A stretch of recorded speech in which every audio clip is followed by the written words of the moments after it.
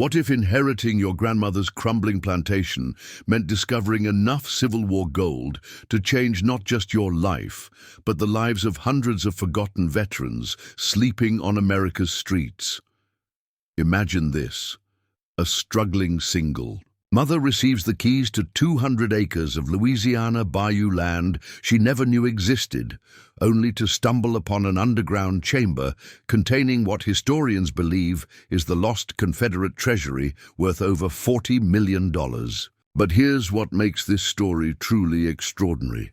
Instead of keeping the fortune, she does something that will restore your faith in humanity and prove that sometimes the greatest treasures aren't made of gold, but of purpose.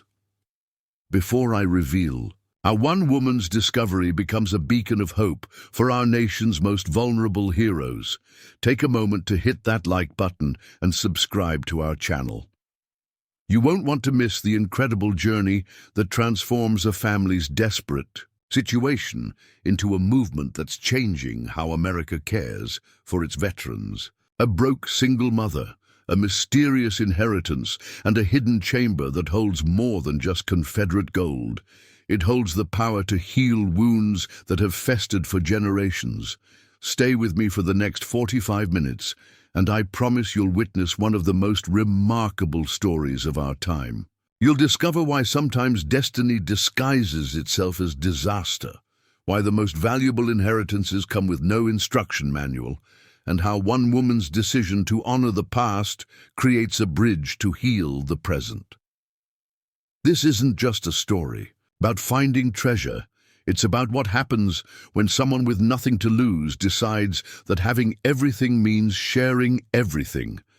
The humid Louisiana morning air hung thick as molasses when Sarah Chen Martinez first laid eyes on Magnolia Ridge Plantation. At 34, she had the kind of tired beauty that comes from working 3 jobs while raising 2 kids alone. Her dark hair perpetually pulled back in a practical ponytail, her clothes chosen for durability rather than style, her hands bearing the telltale signs of someone who'd never known the luxury of a manicure. The certified letter from Beaumont and Associates had arrived on a Tuesday, sandwiched between an overdue electricity bill and her daughter's school lunch payment reminder, informing her that she'd inherited property from a grandmother she'd never met, never even known existed. Standing before the antebellum mansion now, Sarah felt the weight of impossibility pressing down on her shoulders like the oppressive southern humidity. The grand columns that had once supported elaborate wraparound porches now stood like broken teeth, their white paint peeling away in long, leprous strips. Massive live oaks draped in Spanish moss created a cathedral ceiling overhead, their ancient branches seeming to whisper secrets in a language Sarah couldn't understand. The circular driveway, once smooth shells and carefully maintained gravel, had surrendered to weeds and time, creating a maze of potholes that had jolted her 15-year-old Honda Civic with every revolution of its worn tires. The house itself told a story of grandeur destroyed by neglect. Windows on the second floor stared down like empty eye sockets, their glass either missing entirely or spiderwebbed with decades of damage. The roof sagged in places where missing shingles had allowed Louisiana's relentless rain to rot the support beams. Kudzu vines had claimed the eastern wall entirely, creating a living green shroud that seemed determined to pull the entire structure back into the earth from which it had risen nearly 2 centuries ago. Sarah's 8-year-old daughter, Maya, pressed her nose against the car window with the fearless curiosity of childhood. "Mum, is this really ours?" she asked, her breath fogging the glass as she stared at what looked more like a haunted house from her favorite scary movies than any home she could imagine living in. "According to the lawyer, baby," Sarah replied, though her voice carried more uncertainty than confidence. She glanced in the rearview mirror at her 16-year-old son, David, whose dark eyes reflected the same skepticism she felt churning in her stomach. David had inherited his father's serious demeanor along with his angular features, and at 16 he'd already learned to view unexpected good fortune with the wariness of someone who'd been disappointed too many times. "There's got to be a catch," David muttered, not looking up from his phone where he'd been researching property values in rural Louisiana for the past hour. "Nobody just gives away a plantation, not even a falling down one." Sarah knew her son was right to be suspicious. Nothing in their lives had ever come easy.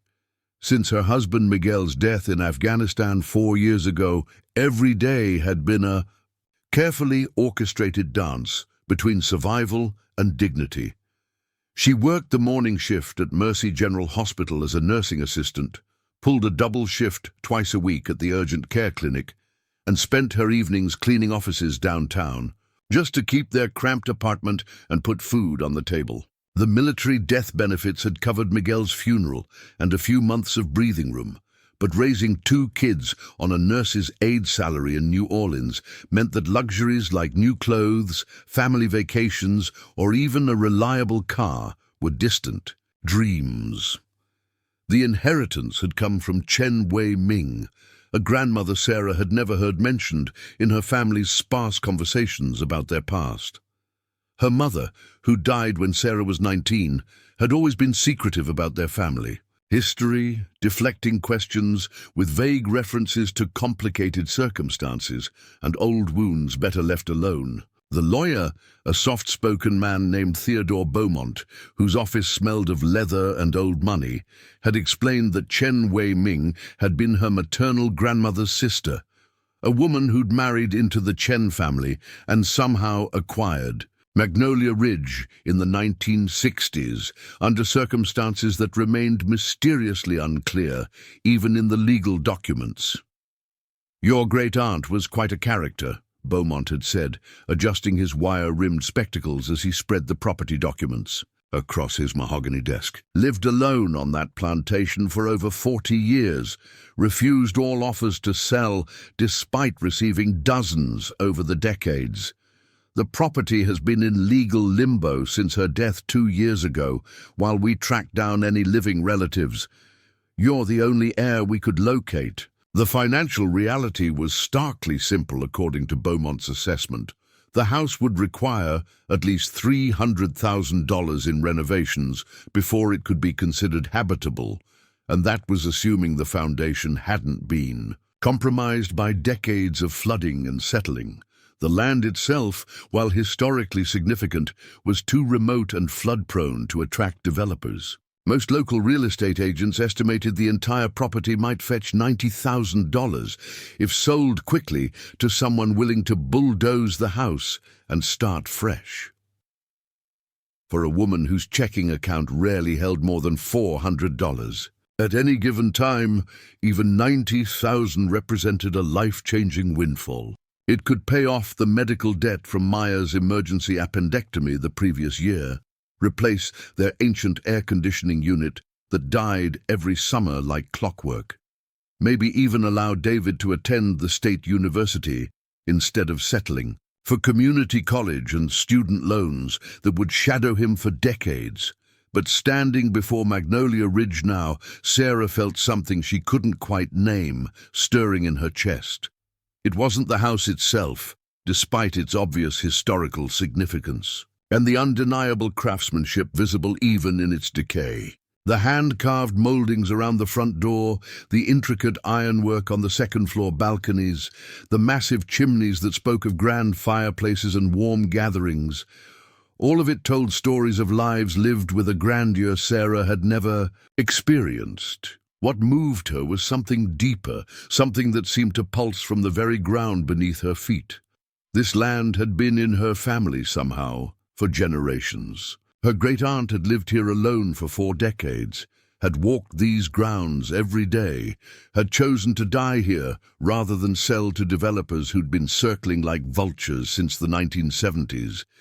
There was intention in that choice, a message Sarah couldn't yet decode but felt in her bones. The Spanish moss swayed in the afternoon breeze, creating shifting patterns of light and shadow across the mansion's facade. Somewhere in the distance, she could hear the gentle lapping of bayou water against cypress roots, a sound both peaceful and mysterious. A great blue heron took flight from the marshy area beyond the house, its wings catching the light as it disappeared into the canopy of ancient trees. "We should at least look inside before we decide anything," Sarah said finally, surprising herself with the words. "We drove all this way. Might as well see what we're dealing with." David looked up from his phone, eyebrows raised. "Mom, that place looks like it's about to collapse. Are you sure it's safe?" Maya, however, was already unbuckling her seatbelt, her excitement overriding any practical concerns. "Can we explore? Please. It's like something from a movie." Sarah reached into her purse and pulled out the heavy brass key that Beaumont had given her, its weight substantial in her palm. The metal was tarnished with age, but still solid, still functional after all these years. Someone had cared enough to maintain this key, to preserve access to whatever secrets lay within those crumbling walls. As they walked up the broken front steps, Sarah noticed details that spoke to the house's former elegance. The front door was solid mahogany, its surface weathered, but still bearing traces of intricate carvings depicting magnolia blossoms and leaves. The brass door knocker, shaped like a lion's head, was green with patina, but still firmly attached. Even the broken shutters showed evidence of fine craftsmanship, their louvers precisely cut and fitted despite decades of neglect. The key turned easily in the lock, as if the house had been waiting for their arrival. The front door swung open with a prolonged creak that seemed to echo through empty rooms beyond, releasing a rush of air that smelled of dust, old wood, and something else. Something that reminded Sarah of her grandmother's jewelry box, a mixture of faded perfume and mystery. Maya stepped across the threshold first, her small voice echoing in the vast foyer. "Whoa, this is like a castle." Even in its deteriorated state, the entrance hall took Sarah's breath away. A grand staircase curved upward toward the second floor, its banister carved from what appeared to be a single piece of wood, polished smooth by generations of hands. Crystal chandeliers hung from the ceiling, most of their pendants missing, but their bronze frames still suggesting the magnificence they'd once provided. The floors were heart pine, scarred and stained, but solid beneath their feet, creating a warm, honey-colored foundation that spoke of trees felled when Louisiana was still frontier territory. Portraits lined the walls, their subjects staring down with the solemn dignity of people accustomed to being remembered. Sarah recognized none of the faces, but she found herself studying them anyway, searching for some family resemblance, some connection to her own features or those of her children. A woman in 1920s dress with Sarah's same stubborn chin. A stern man whose eyes reminded her of David's serious gaze. A young woman holding a baby, her expression soft with maternal love that transcended the decades. "These people," David said quietly, approaching one of the larger portraits, "they lived here." "Some of them, probably," Sarah replied, though she realized how little she actually knew about the house's history. Beaumont had mentioned that it had changed hands several times over the decades, that her great-aunt had acquired it under circumstances that weren't entirely clear. But someone had loved this place enough to preserve these portraits, to maintain these rooms, to resist the financial pressure to sell and develop. They moved through the house like archaeologists, discovering evidence of lives lived in each room. A music room with a grand piano, its ivory keys yellowed but still capable of producing haunting melodies when Maya pressed them experimentally. A library lined floor to ceiling with books, their leather spines faded, but their contents presumably intact behind glass-fronted shelves. A kitchen that had been modernized sometime in the 1950s, but still retained its massive fireplace and hand-forged iron pot rack. Each room told stories, but it was the dining room that stopped Sarah in her tracks. A massive table dominated the space, its surface large enough to seat 20 people comfortably. The chairs, though needing reupholstering, were clearly handcrafted masterpieces, each one slightly different but harmonious in design. But what captured Sarah's attention was the wall of photographs covering one entire side of the room, military photographs. Dozens of them, spanning decades and conflicts. Men in Civil War uniforms, both Union and Confederate, World War I doughboys with their distinctive wrapped leggings and campaign hats, World War II servicemen in dress blues and army greens, Korea, veterans, Vietnam veterans, Desert Storm veterans. The photographs continued chronologically right up to recent conflicts in Iraq and Afghanistan, including several images that made Sarah's heart skip.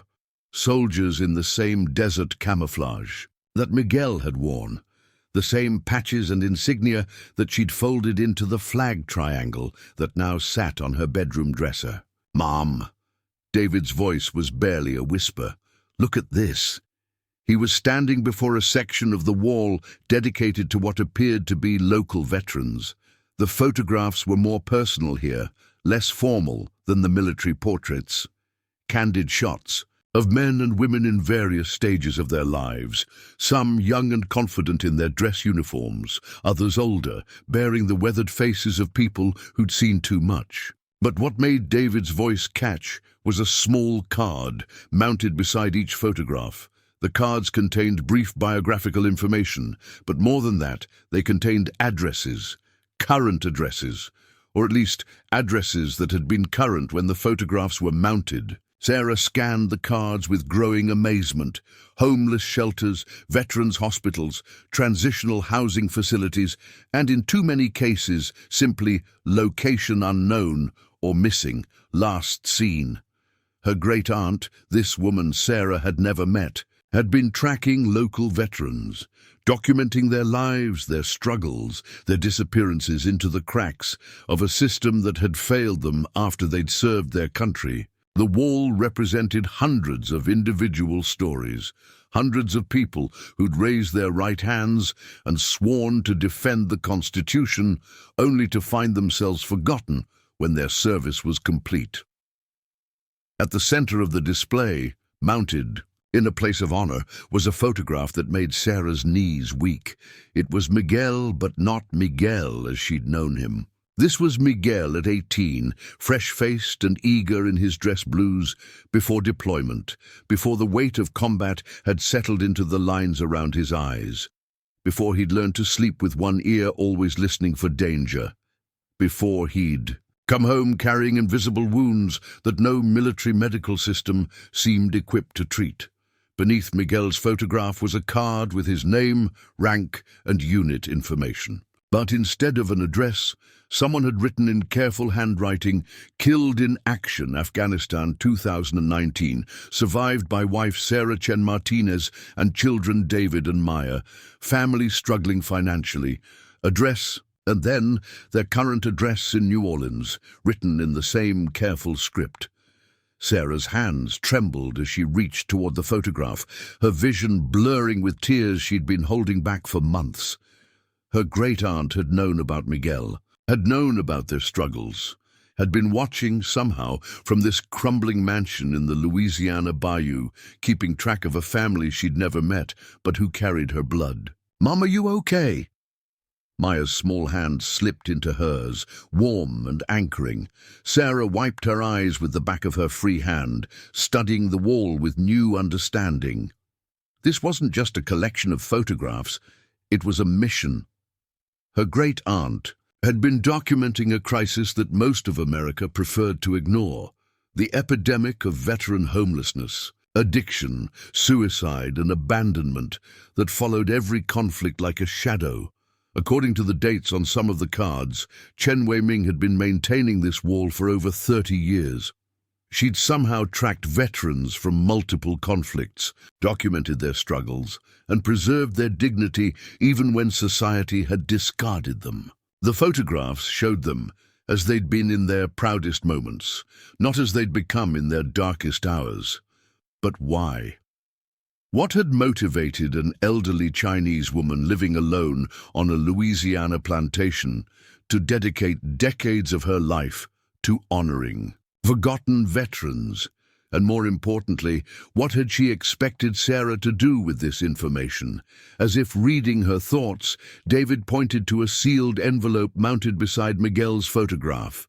Sarah's name was written across it in the same careful handwriting that had documented hundreds of veteran stories. Her hands shook as she carefully removed the envelope and broke the wax seal that had protected its contents for who knew how long.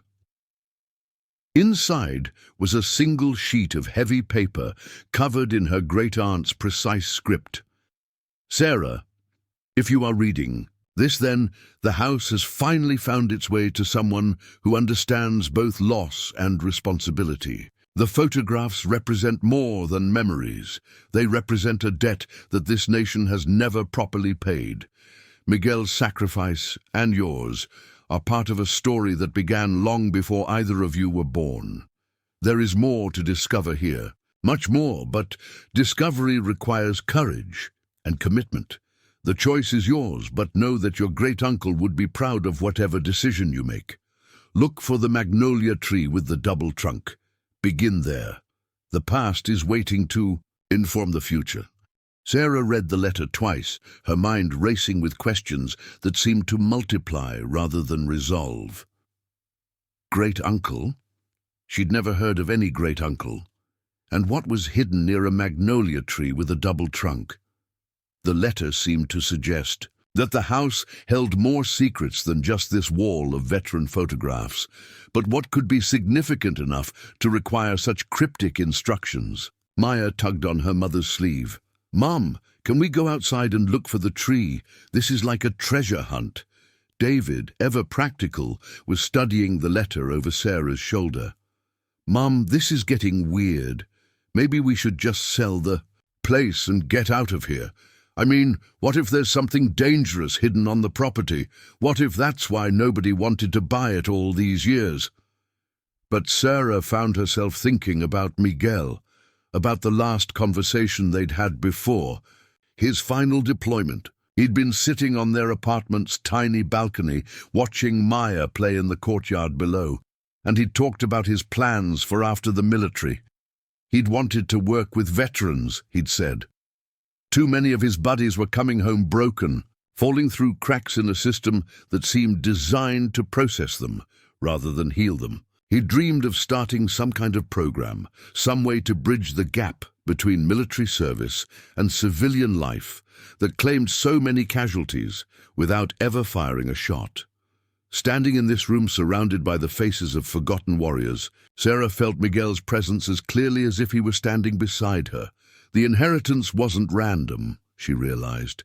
It was purposeful. Her great-aunt had been preparing for this moment, had been waiting for someone with the right combination of need and empathy to carry forward whatever work she'd been doing.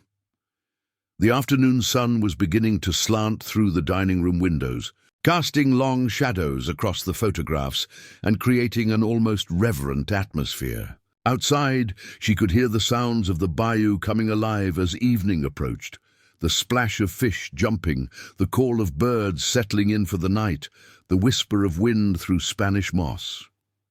"We're going to find that tree," Sarah said, finally surprising herself with the conviction in her voice. "But first, we're going to document all of this, every photograph, every card, every piece of information. If Aunt Wei Ming spent 30 years building this archive, then we're going to understand what she was trying to preserve." David looked skeptical, but he nodded slowly. "Okay, but we do this systematically. We photograph everything.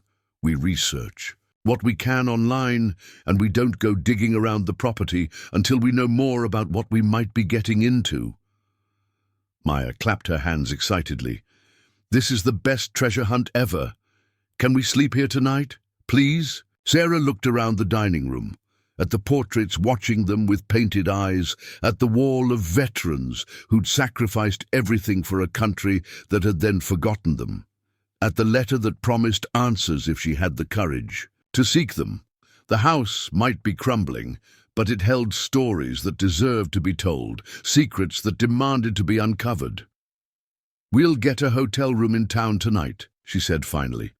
"Tomorrow we start figuring out what Aunt Wei Ming really left us." The Magnolia Inn sat like a faded jewel on the main street of Bayou Crossing, Louisiana, its wraparound porch adorned with hanging ferns and rocking chairs that creaked gently in the evening breeze. Sarah had chosen it not for its charm, though. It possessed that in abundance, but because it was the only accommodation within 30 miles of Magnolia Ridge that accepted credit cards and didn't require payment in advance. The inn's proprietor, a woman named Dolores Thibodeau, whose silver hair was perfectly coiffed despite the humidity, had greeted them with the kind of genuine warmth that made Sarah wonder if she'd somehow stepped backward in time to an era when strangers were simply friends who hadn't been properly introduced yet. "Chen Wei Ming's great niece," Dolores had repeated when Sarah signed the register, her eyebrows rising with something that looked like recognition mixed with surprise. "Well, that woman was a force of nature, I tell you what. Lived out there by herself for 40-odd years, but she wasn't what you'd call a hermit. No, sir, she came into town, regular as clockwork, every Thursday for supplies and Sunday for church, when her health allowed it." The inn's lobby was decorated with local memorabilia spanning several decades. Photographs of Mardi Gras celebrations, newspaper clippings about local high school football victories, and a glass case filled with artifacts from the area's complex history. Sarah found herself studying a collection of Civil War-era items while Maya explored the complimentary cookies, and David researched the area's history on the inn's surprisingly robust Wi-Fi connection. "Mrs. Thibodeau," Sarah had asked, as the older woman prepared their room keys, "what do you know about my great-aunt's work with veterans?" Dolores had paused in her key preparation, her expression becoming more serious. "Oh, honey, that woman did more for our local boys than the VA ever managed. She had this way of knowing when one of our soldiers was struggling, even before their families did sometimes. She'd show up at exactly the right moment with exactly what they needed. Sometimes it was a hot meal, sometimes it was help with paperwork for benefits, sometimes it was just someone who'd listen without judging." The revelation had sent a chill down Sarah's spine. Her great-aunt hadn't just been documenting veteran struggles from a distance. She'd been actively involved in trying to solve them. The wall of photographs wasn't a memorial to the forgotten. It was a working database of people she'd been trying to help. "Did she ever mention family?" Sarah had pressed. "Anyone else who might have been involved in her work?" Dolores had shaken her head slowly. She was private about personal matters. But she did mention once that she was waiting for someone, said the house would know when the right person came along to carry on what she'd started. I always figured she meant she'd train someone local, maybe one of the veterans she was helping. Never occurred to me she might have family somewhere who didn't even know she existed. Now, sitting in their modest but clean room while her children settled in for the night, Sarah found herself staring at her phone, scrolling through search results about Chen Wei Ming that revealed frustratingly little concrete information. There were property records showing the acquisition of Magnolia Ridge in 1963, a few mentions in local newspaper archives about donations to veteran organizations, and several references to her attendance at town council meetings where veteran issues were being discussed, but nothing that explained how a woman who'd apparently immigrated from China in the 1950s had ended up owning a Louisiana plantation and dedicating her life to helping American veterans. David had been more successful in his research, discovering that Magnolia Ridge had indeed been a working plantation through the Civil War era, owned by a family named Rousseau who'd grown sugar cane and cotton using enslaved labor. The property had changed hands several times in the decades following the war, often due to financial difficulties or family disputes. By the 1950s, it had been owned by a veteran named James Chen, who'd apparently married Wei Ming shortly after purchasing the property with money he'd saved during his service in World War II. "Mom, look at this," David had said, showing her his tablet screen. James Chen was awarded the Distinguished Service Cross for actions in the Pacific Theater. He was part of a unit that helped liberate prisoner of war camps in the Philippines. The citation mentions that he used his own money to provide medical care and food for former prisoners who couldn't get adequate treatment through official channels. The connection was becoming clearer, but it also raised new questions. Had her great-aunt's dedication to veterans been inspired by her husband's experiences? And if James Chen had been Sarah's great-uncle, why had her family never mentioned him? Her mother had been notoriously secretive about their family history, but completely omitting the existence of relatives who owned a plantation seemed like more than just privacy. It suggested active concealment. Sarah's phone buzzed with a text message from her supervisor at the hospital, reminding her that she was scheduled to work a double shift on Monday. The message served as a stark reminder of the practical realities waiting for her back in New Orleans. She had exactly 3 personal days remaining for the year, and she'd already used 2 of them for this unexpected trip to Louisiana. If she wanted to keep her job and the health insurance that covered Maya's asthma medications, she needed to return to work by Monday morning or risk being written up for unexcused absences. But as she looked at her children sleeping peacefully in the inn's comfortable beds, something in her chest tightened with resistance to the idea of simply walking away from Magnolia Ridge. Maya had been more animated and curious today than Sarah. Had seen her in months, exploring the mansion with the fearless wonder of childhood, asking questions about the people in the portraits and making up stories about the lives they might have lived. And David, despite his practical concerns, had shown genuine interest in the historical research, his usually guarded demeanor softening as he pieced together fragments of their family's hidden past. More than that, Sarah couldn't shake the image of Miguel's photograph on that wall, surrounded by hundreds of other veterans who'd served their country and then been left to navigate the aftermath alone. Her great-aunt had seen something in these forgotten warriors that demanded preservation, documentation, and ultimately action. The letter had mentioned that Miguel would be proud of whatever decision Sarah made, but it had also made clear that decision-making was exactly what was required. This wasn't just an inheritance, it was a responsibility. The next morning dawned clear and unseasonably cool, with a breeze off the bayou that carried the scents of wild honeysuckle and something green and alive that spoke of growing things. They'd eaten breakfast at the inn, thick-cut bacon, eggs from local chickens, and biscuits that melted in their mouths like butter-flavored clouds, while Dolores regaled them with stories about the area's history and her memories of Wei Ming's quiet but persistent advocacy for local veterans. She had this way of knowing things, Dolores had explained while refilling their coffee cups, like the time Tommy Boudreaux came back from Iraq all messed up in the head, couldn't hold a job, couldn't sleep, drinking too much and picking fights. With anyone who looked at him sideways, his mama was at her wits' end, and the VA kept giving him appointments 3 months out for doctors who'd spend 10 minutes with him and prescribe pills that didn't help. Dolores had paused in her story to wave at a customer entering the inn's restaurant, then continued. Well, one day, Tommy's mama comes into town crying because she found him passed out in his truck with a gun in his lap, and she didn't know whether he was planning to hurt himself or someone else. That very afternoon, here comes Wei Ming with this young man in tow.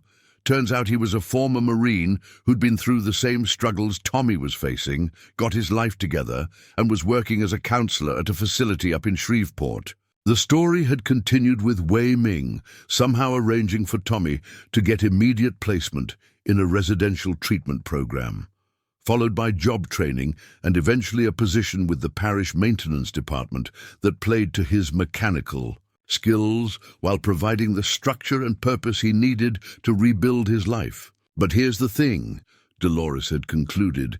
She never took credit for any of it. Tommy probably doesn't even know it was her who set everything in motion. She just had a way of connecting people who needed help with people who could provide.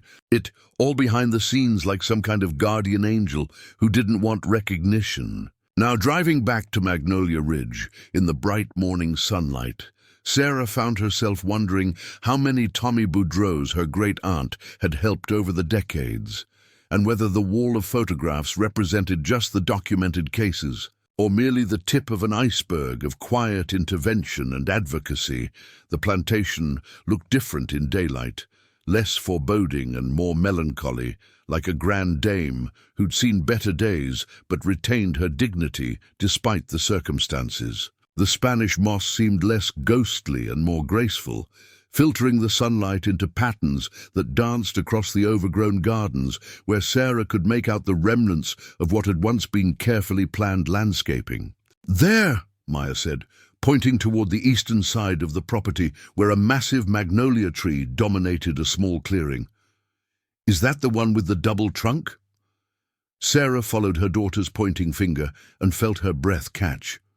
The tree was enormous, easily a century old, with two distinct trunks that had grown together at the base, but separated about 6 feet up, creating a natural V-shape that framed a view of the bayou beyond. The magnolia blossoms were in full bloom, their creamy white petals releasing a fragrance so intense it seemed to perfume the entire morning air. As they approached the tree, Sarah noticed that the ground around its base had been carefully maintained, despite the general neglect of the surrounding landscape.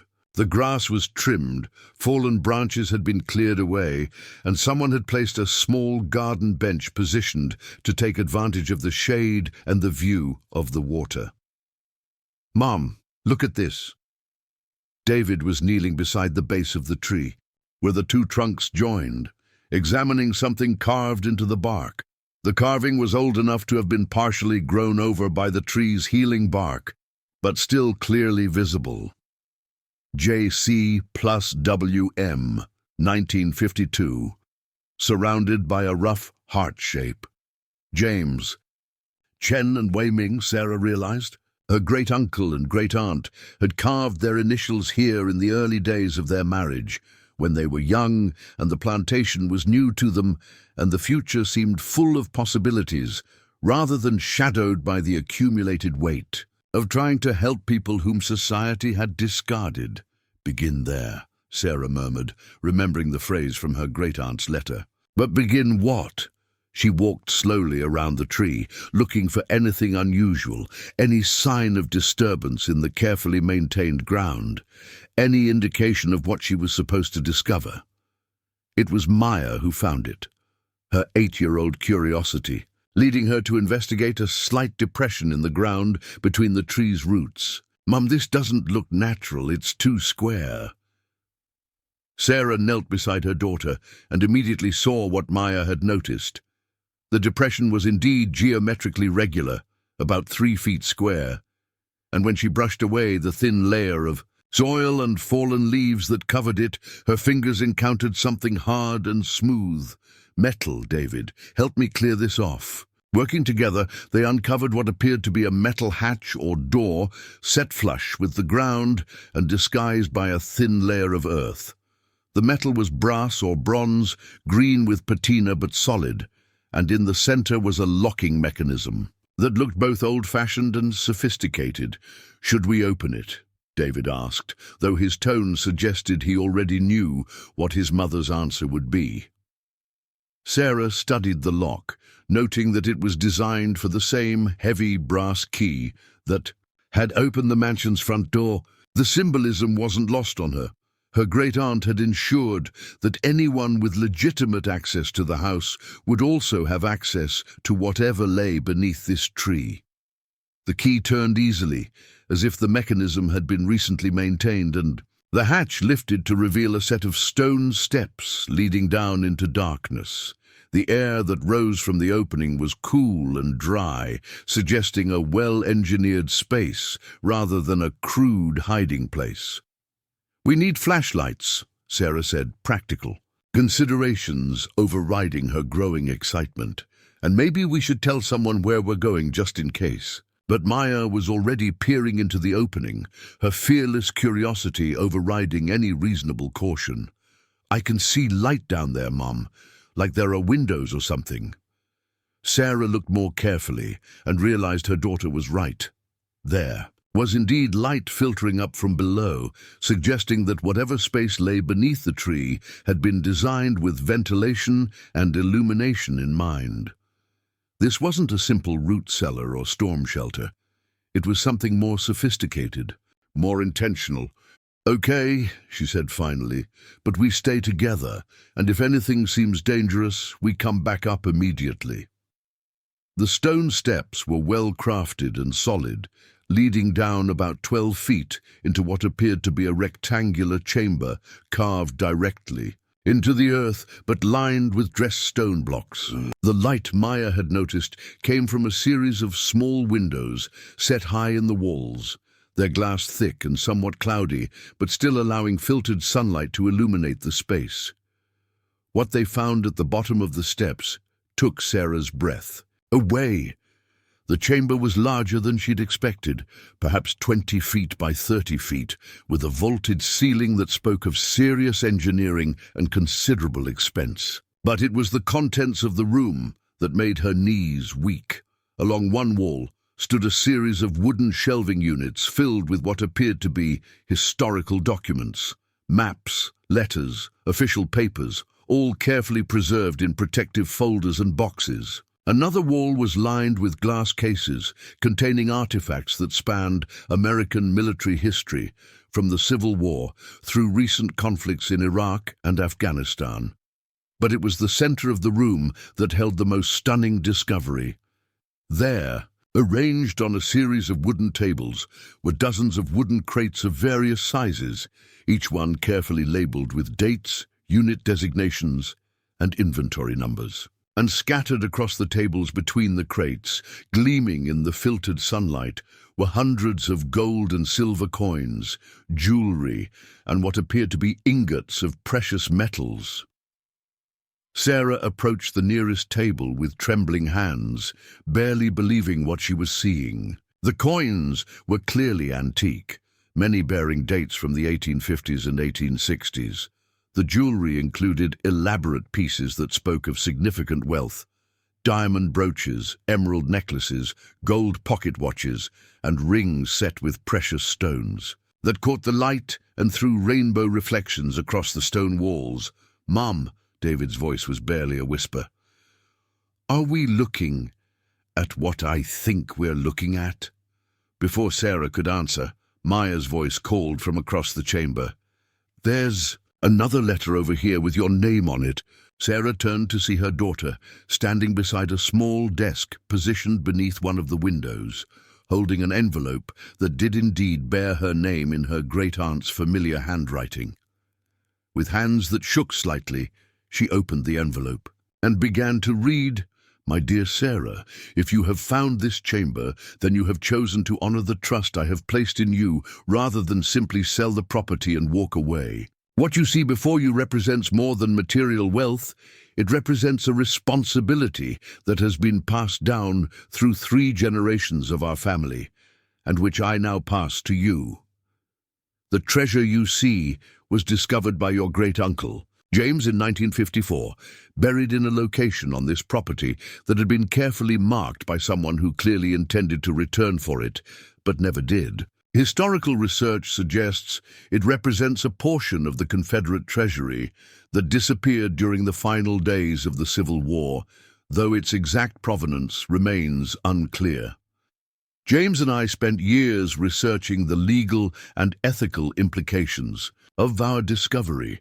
We consulted with historians, lawyers, and government officials, and eventually concluded that the treasure had no legitimate claimants after nearly a century. However, we also concluded that wealth built on the foundation of slavery, which this almost certainly was, carried a moral obligation to be used in service of justice and healing. For 60 years, your great-uncle and I used portions of this treasure to fund our work with veterans. Every dollar spent on medical care, housing assistance, job training, and addiction treatment came from this source.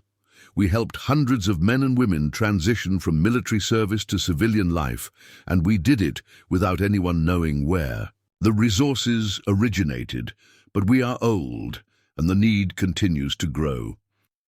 Recent conflicts have created a new generation of veterans who return home to find inadequate support systems and a society that honors their service in words but fails them in actions. The treasure that remains could fund a comprehensive veteran support program for decades to come, but only if it is managed by someone who understands both the opportunity and the responsibility.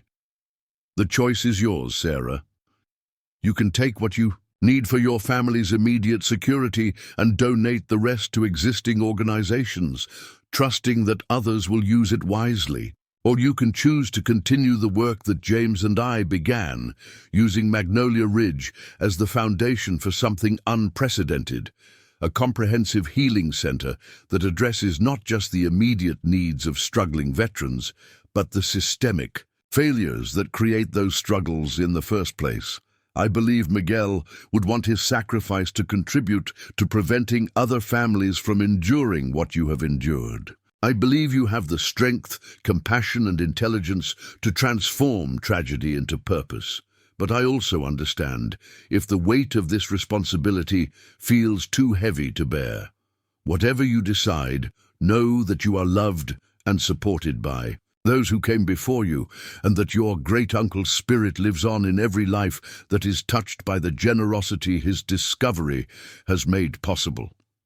Sarah finished reading the letter in silence, her mind reeling with the implications of what she'd learned.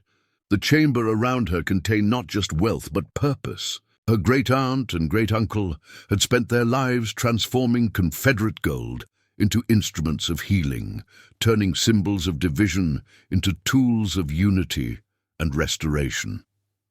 The irony wasn't lost on her that treasure originally accumulated through the exploitation of enslaved people was being used to help the very veterans who'd sworn to defend the Constitution that now guaranteed equality and freedom for all Americans. It was as if history itself was being redeemed through the quiet, persistent work of two people who'd chosen justice over personal enrichment.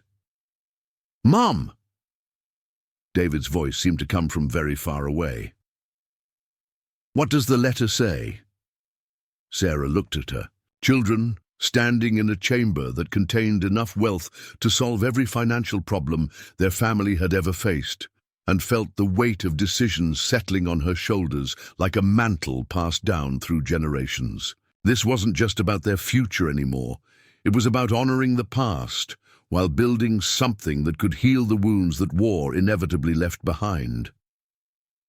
Sarah found herself standing motionless in the underground chamber for what felt like hours but was probably only minutes, her mind struggling to process the magnitude of what her great-aunt's letter had revealed.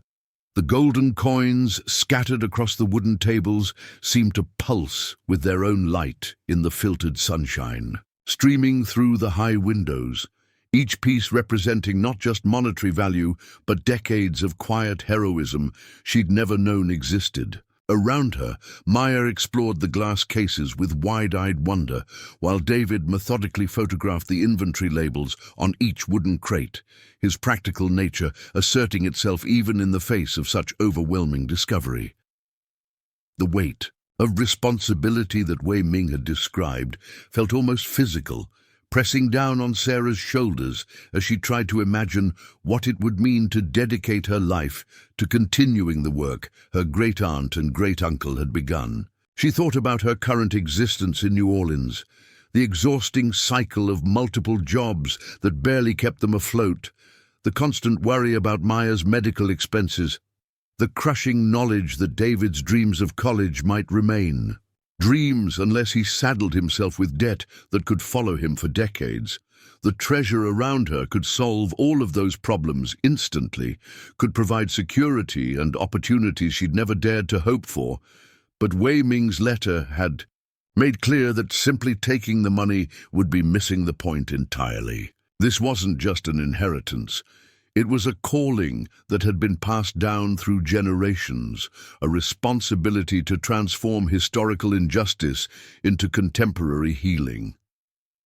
Sarah thought about Miguel's dreams of working with veterans after his military service ended, dreams that had died with him on a roadside in Afghanistan, and wondered if this discovery represented a chance to fulfill those dreams on his behalf.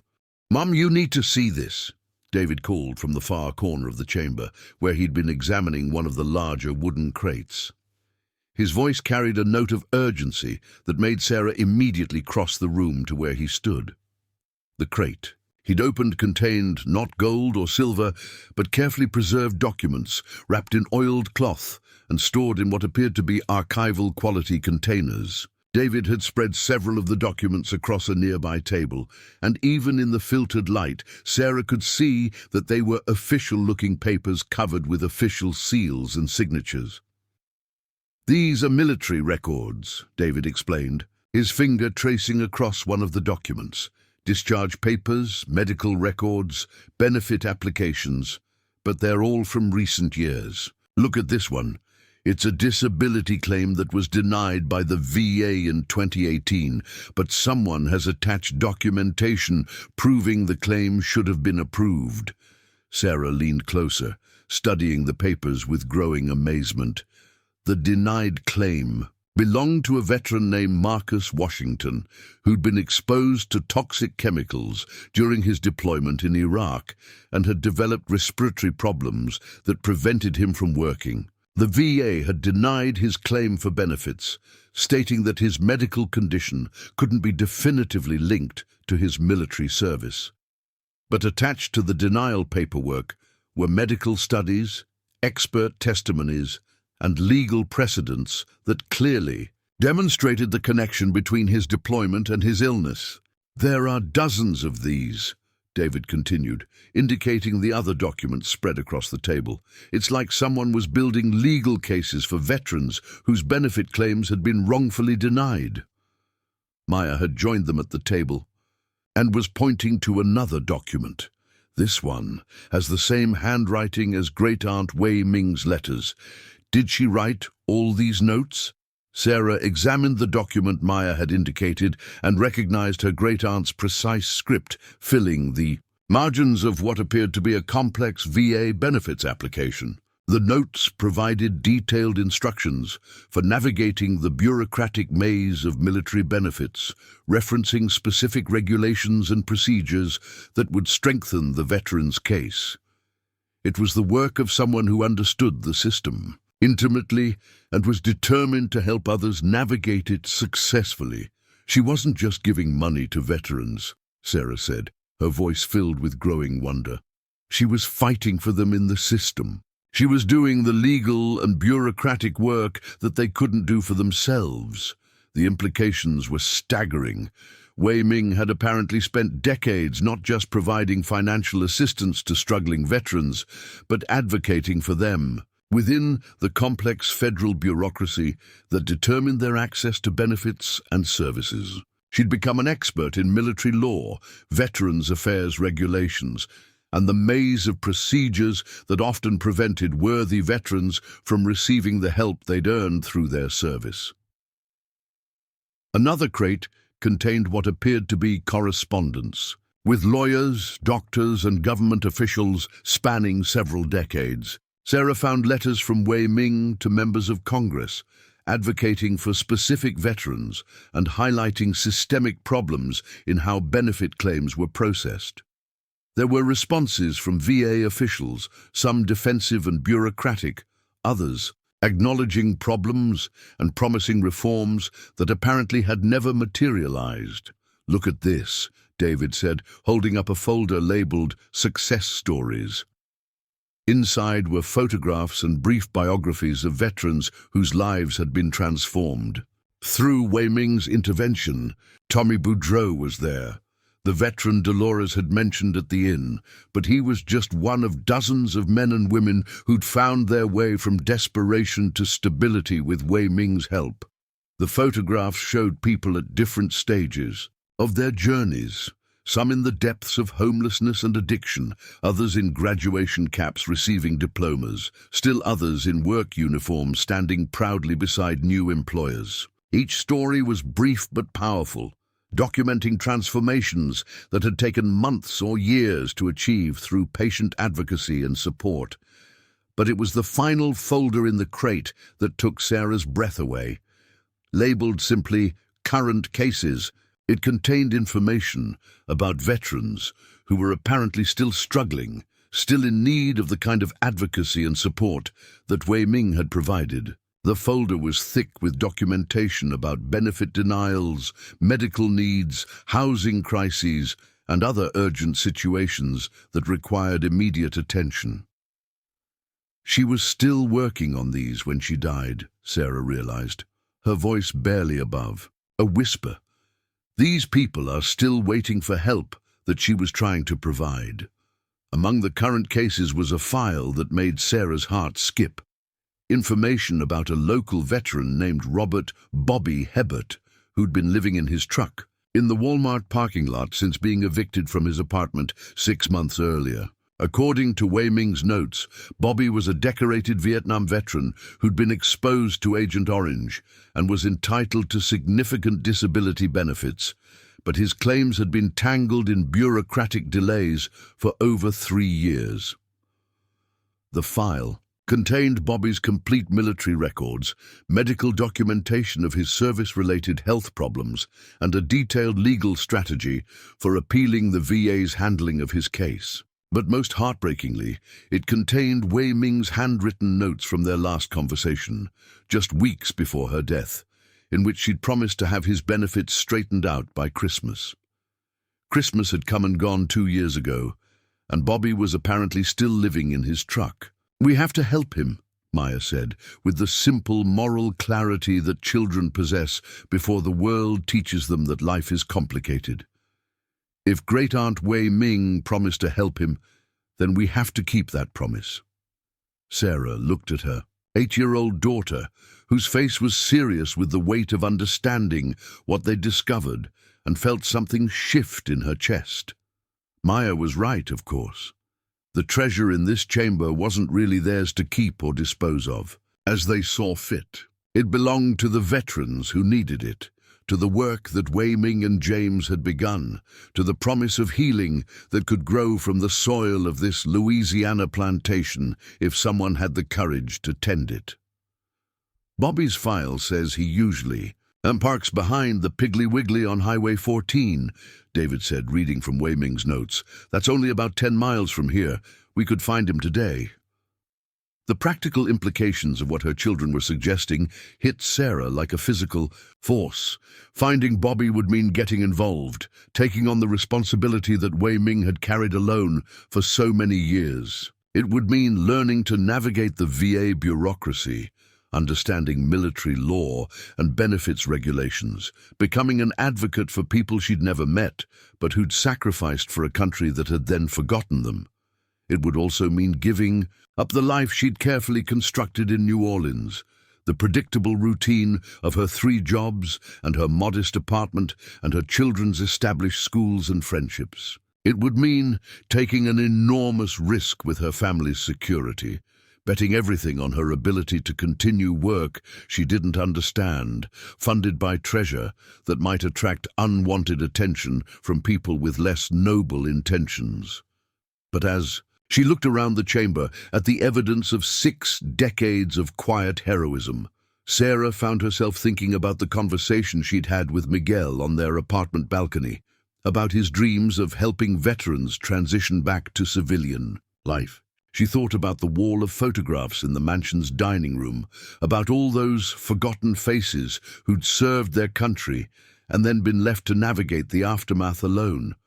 Most of all, she thought about the letter from Wei Ming, about the challenge to transform tragedy into purpose, about the opportunity to ensure that Miguel's sacrifice contributed to preventing other families from enduring what they'd endured. "We need to be smart about this," she said finally, surprising herself with the steadiness in her voice.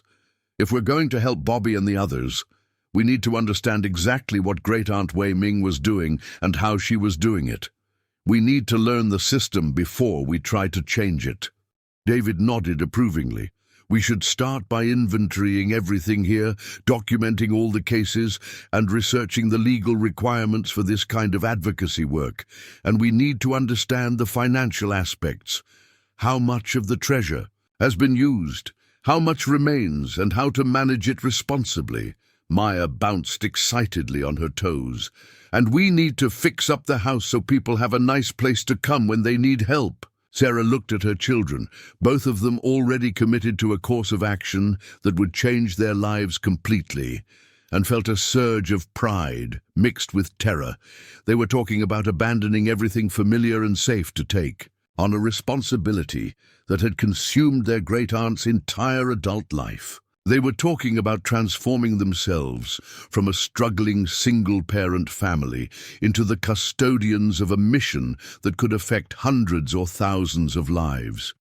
But they were also talking about honoring Miguel's memory in the most meaningful way possible, about turning their personal tragedy into a force for healing, about giving their lives a purpose larger than simply surviving from paycheck to paycheck. "There's something else we need to consider," Sarah said, her voice growing more serious. "This treasure, if word gets out about it, we could become targets. People might try to steal it, or claim it belongs to them, or challenge our right to use it this way. We need to be very careful about who we trust and how we proceed." David had already thought of this concern. "The documents in that other crate include legal opinions about the treasure's status. From what I can tell, Great-Uncle James did extensive research to establish clear legal ownership, but you're right that we need to be discreet about the source of our funding." They spent the next several hours methodically examining the contents of the chamber, documenting everything with photographs and notes. The treasure was indeed substantial. Sarah's rough calculations suggested it was worth well over the $40 million mentioned in Wei Ming's letter, possibly significantly more depending on the historical value of some of the items. But more valuable than the gold and silver were the files documenting Wei Ming's methods, her network of contacts, and her strategies for navigating the bureaucratic challenges that prevented veterans from accessing the benefits they'd earned. As the afternoon wore on, Sarah found herself studying a detailed organizational chart that Wei Ming had created, mapping out the various agencies, officials, and procedures involved in veteran affairs. It was clear that Wei Ming had become an expert in a field that required years of study and experience to master. The idea of stepping into her shoes felt overwhelming, but the alternative, walking away and leaving Bobby and the others to fend for themselves, felt impossible. "We need help," Sarah said finally. "There's no way I can learn all of this quickly enough to be effective. We need to find people who already understand the system and convince them to work with us." David looked up from a legal document he'd been studying. "Actually, Mum, I think Great-Aunt Wei Ming already thought of that. Look at this." He handed her a folder labeled Network, which contained contact information for dozens of lawyers, social workers, medical professionals, and former government officials who'd apparently worked with Wei Ming over the years. Many of the entries included personal notes about their specialties, their willingness to work pro bono for worthy causes, and their availability to take on new cases. She built a whole network of people who could provide different kinds of help, David explained. Lawyers who specialize in veteran benefits, doctors who understand service-related medical conditions, social workers who know how to navigate housing assistance programs. She wasn't doing this alone. She was coordinating a team of experts. The discovery changed everything. Wei Ming hadn't expected Sarah to become an instant expert in veteran advocacy. She'd expected her to become the coordinator of an existing network of people who already possessed the necessary expertise. The role was still enormous, but it was manageable in a way that trying to do everything herself would never have been. "There's one more thing," Maya said, holding up a small notebook she'd found in one of the desk drawers. "Great-aunt Wei Ming wrote instructions for how to contact Bobby. She has his phone number and everything."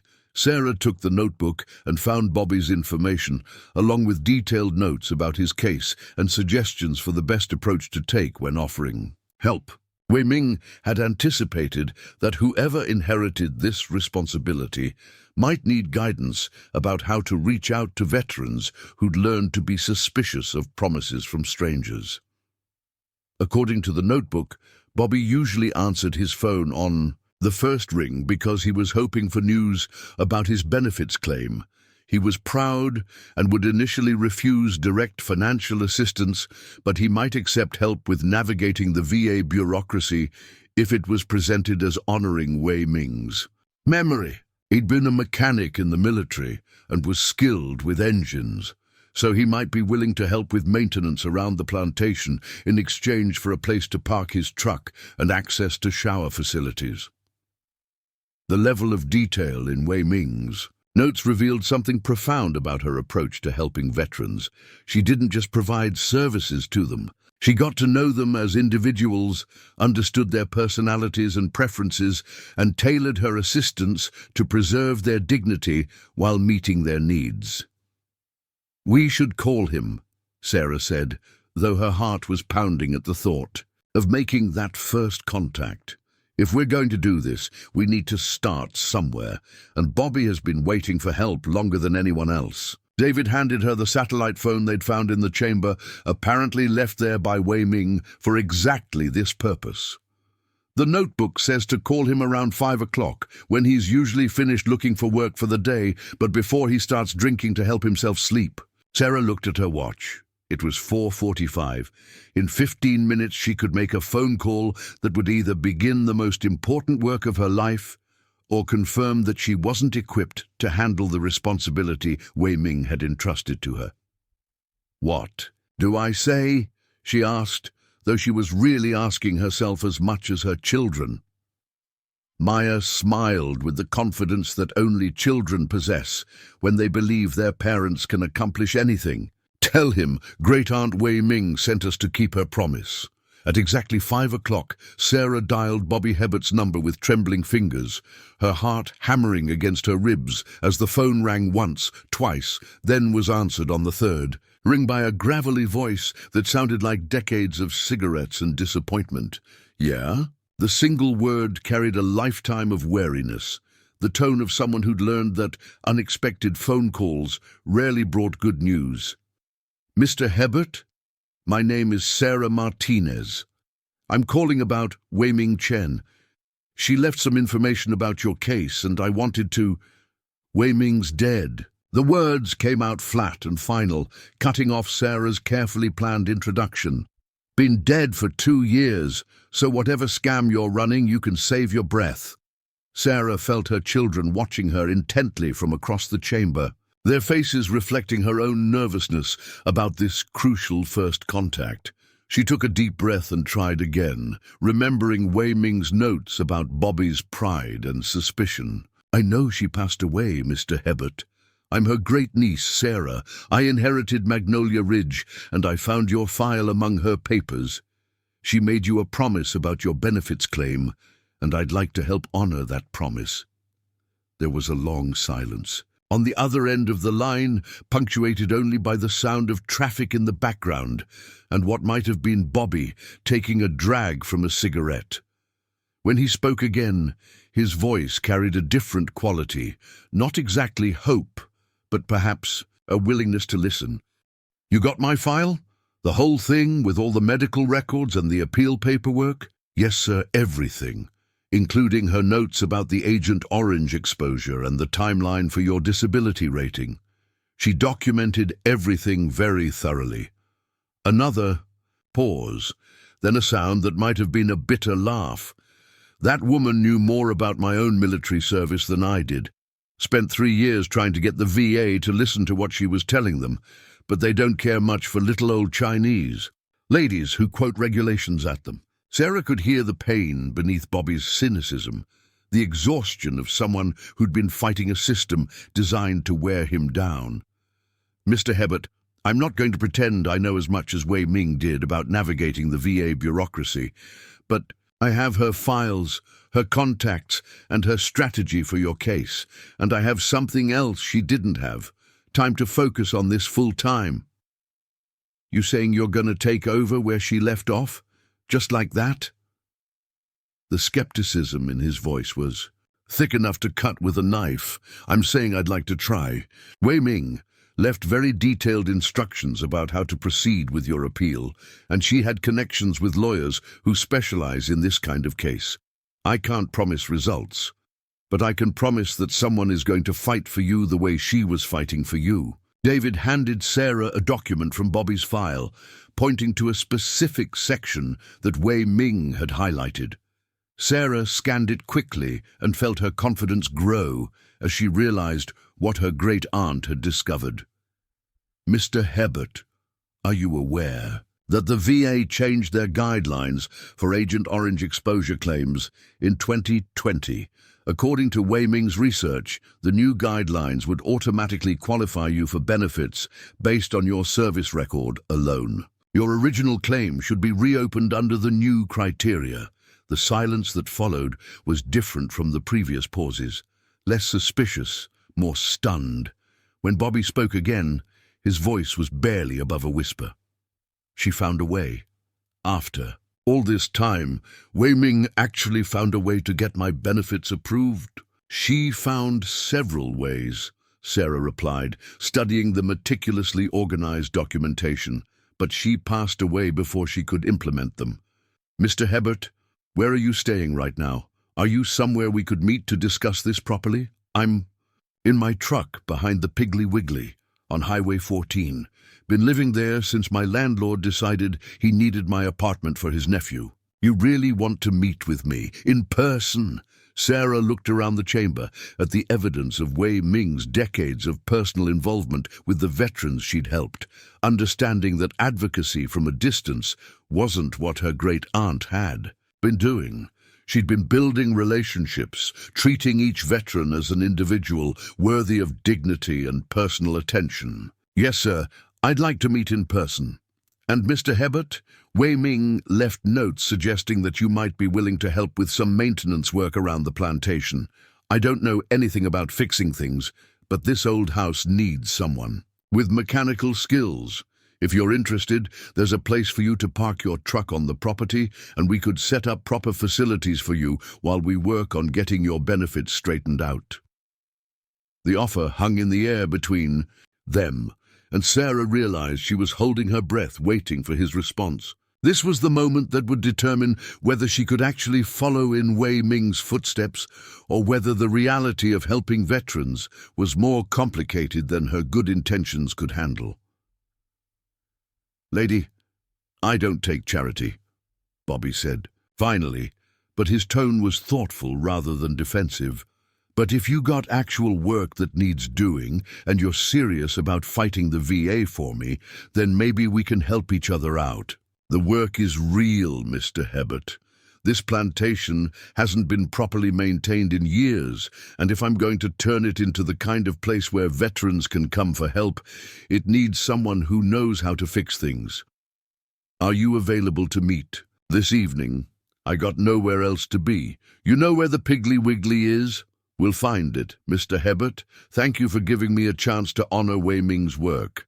After she hung up, Sarah found herself staring at the phone in her hand, barely believing that she'd just committed to meeting with a homeless veteran and offering him both housing and employment, based on nothing more than her great-aunt's notes, and her own desperate hope that she could figure out how to help him. That was amazing, Mom, Maya said, her 8-year-old face glowing with pride. You sounded just like a real advocate. David was more practical in his assessment. We need to drive over there and scope out the situation before we bring him back here, and we should call some of the lawyers on Wei Ming's list to get professional advice about how to handle his case. Sarah nodded, recognizing the wisdom in her 16-year-old son's caution. They were about to enter a world she knew nothing about, taking responsibility for a man whose trust she hadn't yet earned, based on promises she wasn't sure she could keep. But Wei Ming's detailed files provided a roadmap, and the treasure in the chamber provided the resources to follow that roadmap wherever it led. The drive to the Piggly Wiggly took them through countryside that seemed untouched by the modern world, past cypress swamps and abandoned rice fields that spoke of Louisiana's complex agricultural history. As they approached the small town of Thibodeau, Sarah found herself thinking about Bobby's situation and trying to imagine what it would be like to live in a truck for 6 months, to wake up every day uncertain about where you'd find your next meal or shower. They found Bobby's truck exactly where he'd said it would be, parked at the far edge of the grocery store's lot under a flickering streetlight that cast eerie shadows across the cracked asphalt. The truck was an older Ford pickup, dented and rust-spotted but clean, with military decals on the rear window and what appeared to be carefully organized belongings visible through the cab windows.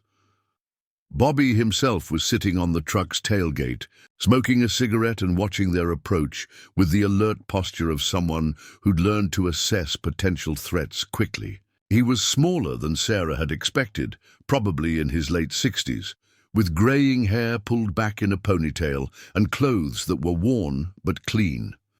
His face was weathered by decades of outdoor work and hard living, but his eyes were intelligent and assessing rather than defeated.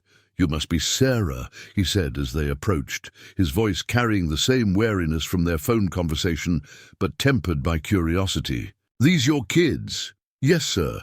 This is David and Maya. Thank you for agreeing to meet with us." Bobby studied their faces carefully, his gaze lingering on David's serious expression and Maya's open curiosity. "You really Wei Ming's family? You don't look much like her." "She was my great-aunt on my mother's side. I never met her, but I inherited her property and found your file among her papers. She kept very detailed notes about your case." Sarah handed Bobby a folder containing copies of the documents Wei Ming had assembled for his appeal, watching his face as he recognized his own military records and benefit applications mixed with Wei Ming's handwritten strategies and legal research. "She really was going to fight for me," he said quietly, his finger tracing over Wei Ming's notes about the new Agent Orange guidelines. "Even after all the times the VA turned me down, she still believed I had a case." "She had more than belief, Mr. Hebert. She had a plan, a very detailed plan, with multiple approaches and backup strategies. She just ran out of time to implement it." Bobby looked up from the documents, studying Sarah's face with the penetrating gaze of someone trying to determine whether another person could be trusted. "What's your angle in this? Why would you want to take on the headache of fighting the VA for a stranger?" It was a fair question, and Sarah realized that her answer would determine whether Bobby would trust her enough to accept help. She thought about Wei Ming's letter, about Miguel's unfulfilled dreams, about the wall of forgotten veterans in the mansion's dining room. "My husband was killed in Afghanistan 4 years ago," she said simply. "He dreamed of working with veterans after his service ended, helping them transition back to civilian life. He saw too many good soldiers come home broken and fall through the cracks of a system that didn't know how to heal the wounds that don't show up on X-rays." Bobby's expression softened slightly. "What was his name? What unit?" "Miguel Martinez, a 2nd Airborne. He was a staff sergeant, did 3 tours before." Sarah's voice trailed off as the familiar tightness gripped her throat. "I know some 82nd boys," Bobby said quietly. "Good soldiers, everyone. Your husband was lucky to have someone who understood what he was going through." "Actually, I didn't understand, not really. Not until I found Wei Ming's files and started reading about what you and others have been through since coming home. Miguel tried to tell me about the struggles his friends were having, but I was so focused on our own problems that I didn't really listen. The admission hung between them, honest and vulnerable in a way that seemed to shift the entire dynamic of their conversation. Bobby stubbed out his cigarette and looked at Sarah with something approaching respect. "Most civilians don't want to hear about it," he said. "They want to thank us for our service and then forget we exist. Wei Ming was different." She listened to everything, remembered everything, and then she did something about it. David stepped forward, holding a manila envelope that contained the legal research Wei Ming had conducted about Bobby's case.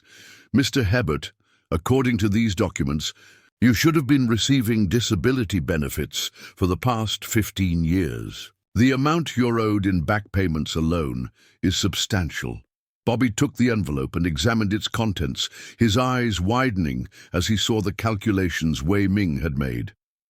"This says I'm owed over $100,000 in back benefits, plus monthly payments going forward," Sarah confirmed. Wei Ming documented everything very carefully. She even found precedent cases where veterans with similar exposure patterns received full disability ratings. "But why would you want to help me get this money? What's in it for you?" Sarah looked at her children, both of whom nodded encouragingly, then took a deep breath and made a decision that would change all their lives. "Mr. Hebert, Wei Ming left us more than just files and property. She left us a mission. She was using her own resources to help veterans like you, and she wanted that work to continue after she was gone. We're not doing this for money. We're doing this because it's the right thing to do, and because we have the resources to make it happen." Bobby was quiet for a long moment, processing what Sarah had told him. When he spoke again, his voice carried a note of cautious hope that hadn't been there before. "This maintenance work you mentioned, what kind of things need fixing?" Maya piped, up before Sarah could answer. "Everything! The house is really old and beautiful, but the roof leaks and the porch is falling down and the kitchen doesn't work right. It's going to be amazing when it's fixed up."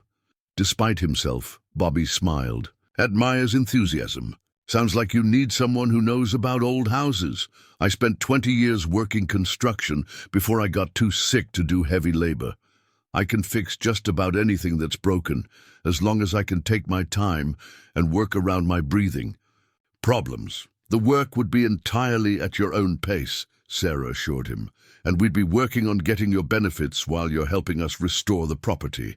Wei Ming envisioned the plantation becoming a center where veterans could come for help with benefits, housing, job training, whatever they needed. "A place where we'd be treated like people instead of case numbers," Bobby said, understanding immediately what Wei Ming had been trying to create. "Exactly. Mr. Hebert, would you be willing to come see the property? We could show you what needs to be done, and you could decide if it's something you'd want to be involved with." Bobby looked around the grocery store parking lot, at the truck that had been his home for 6 months, at the scattered belongings that represented everything he owned in the world. Then he looked back at Sarah and her children, at the folder of documents that represented hope for a future he'd stopped believing in. "Ma'am, I've got nothing to lose and everything to gain. If you're serious about fighting the VA for me and giving me honest work to do while we wait, then I'm willing to give it a try." As Bobby followed them back to Magnolia Ridge in his battered truck, Sarah felt the weight of responsibility settling more deeply on her shoulders. She'd just made promises to a man who'd been failed by the system repeatedly, and she had no idea whether she could deliver on those promises. But she also felt something she hadn't experienced since Miguel's death, a sense of purpose that extended beyond simply surviving from day to day. When they pulled up to the plantation, Bobby sat in his truck for several minutes, staring at the mansion in the fading evening light. When he finally got out, his first words surprised Sarah with their perceptiveness. "This place has good bones," he said, studying the structure with a professional eye. "Whoever built it knew what they were doing. It's going to take work to bring it back, but it's solid underneath all the neglect." as they walked up to the front porch. Maya slipped her small hand into Bobby's weathered one, a gesture of trust that seemed to catch the older man off guard. "Are you going to live here with us?" she asked with the directness that only children possess. Bobby looked down at her, then at Sarah, his eyes asking a question he didn't voice. "There's plenty of room," Sarah said quietly, "and plenty of work to keep us all busy."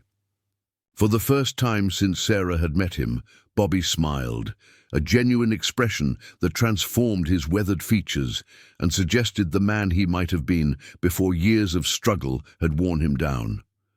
"Well then," he said, squeezing Maya's, and gently, "I guess we better get started."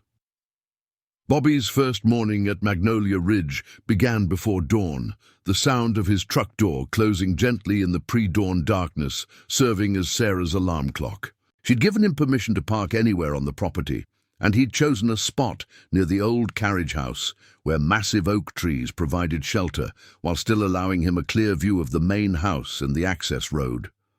Through her bedroom window, Sarah could see the glow of a small camping lantern inside his truck cab as he went through what appeared to be a carefully organized morning routine.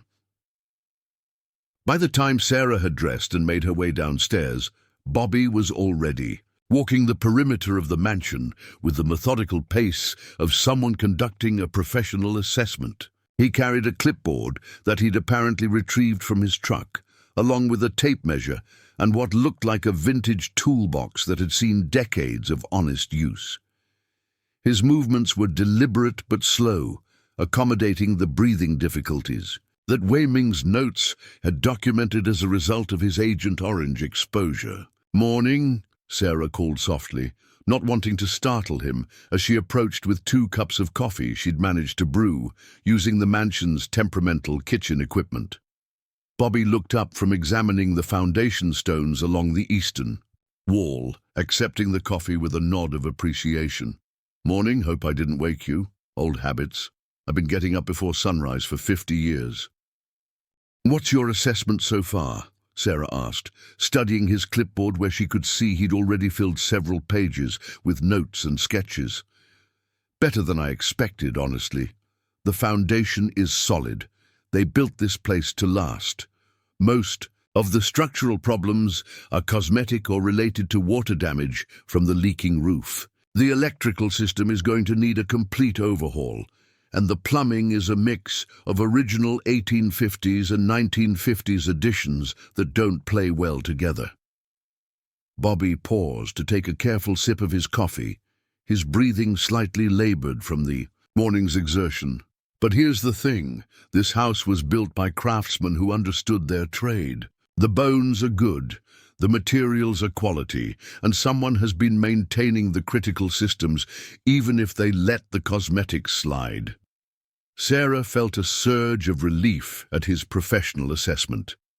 The overwhelming nature of the mansion's restoration had kept her awake for much of the night, wondering if she'd committed herself and her children to an impossible task. Bobby's expertise provided the first concrete reason to believe that Wei Ming's vision of transforming the plantation into a veteran support center might actually be achievable.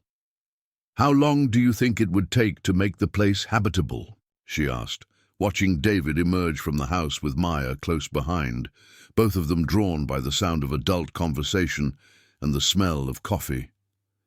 Bobby studied his notes thoughtfully. "Depends on how many people we have working and what kind of budget we're dealing with. With just me working part-time around my health issues, probably 2 years to get it properly restored. With a crew of 3 or 4 people who know what they're doing, maybe 8 to 10 months. What if some of those crew members were veterans who needed work?" David asked, apparently having overheard enough of the conversation to understand the direction of their planning. The question made Bobby pause, his weathered face thoughtful as he considered the implications. "You thinking about hiring veterans to help restore the place?" That could work, depending on their skills and their situations. Lot of military folks learn construction trades, and working with your hands can be good therapy for some of the mental health issues that come with deployment. Maya bounced excitedly beside Sarah. Like a team, veterans helping veterans. Exactly like that, Sarah said, the idea taking shape in her mind as she spoke. Wei Ming's files contain information about dozens of local veterans who are struggling with unemployment, homelessness, or inadequate benefits. What if we offered them work restoring the plantation while we advocate for their benefits? They'd have income, purpose, and a community of people who understand what they've been through. Bobby's expression grew more animated as he warmed to the concept. That's not just smart thinking. That's inspired thinking. Veterans work well together when they have a common mission, and teaching construction skills while they're getting their lives back together. That gives them something marketable when they're ready to move on. But we'd need someone with experience to supervise the work, Sarah pointed out.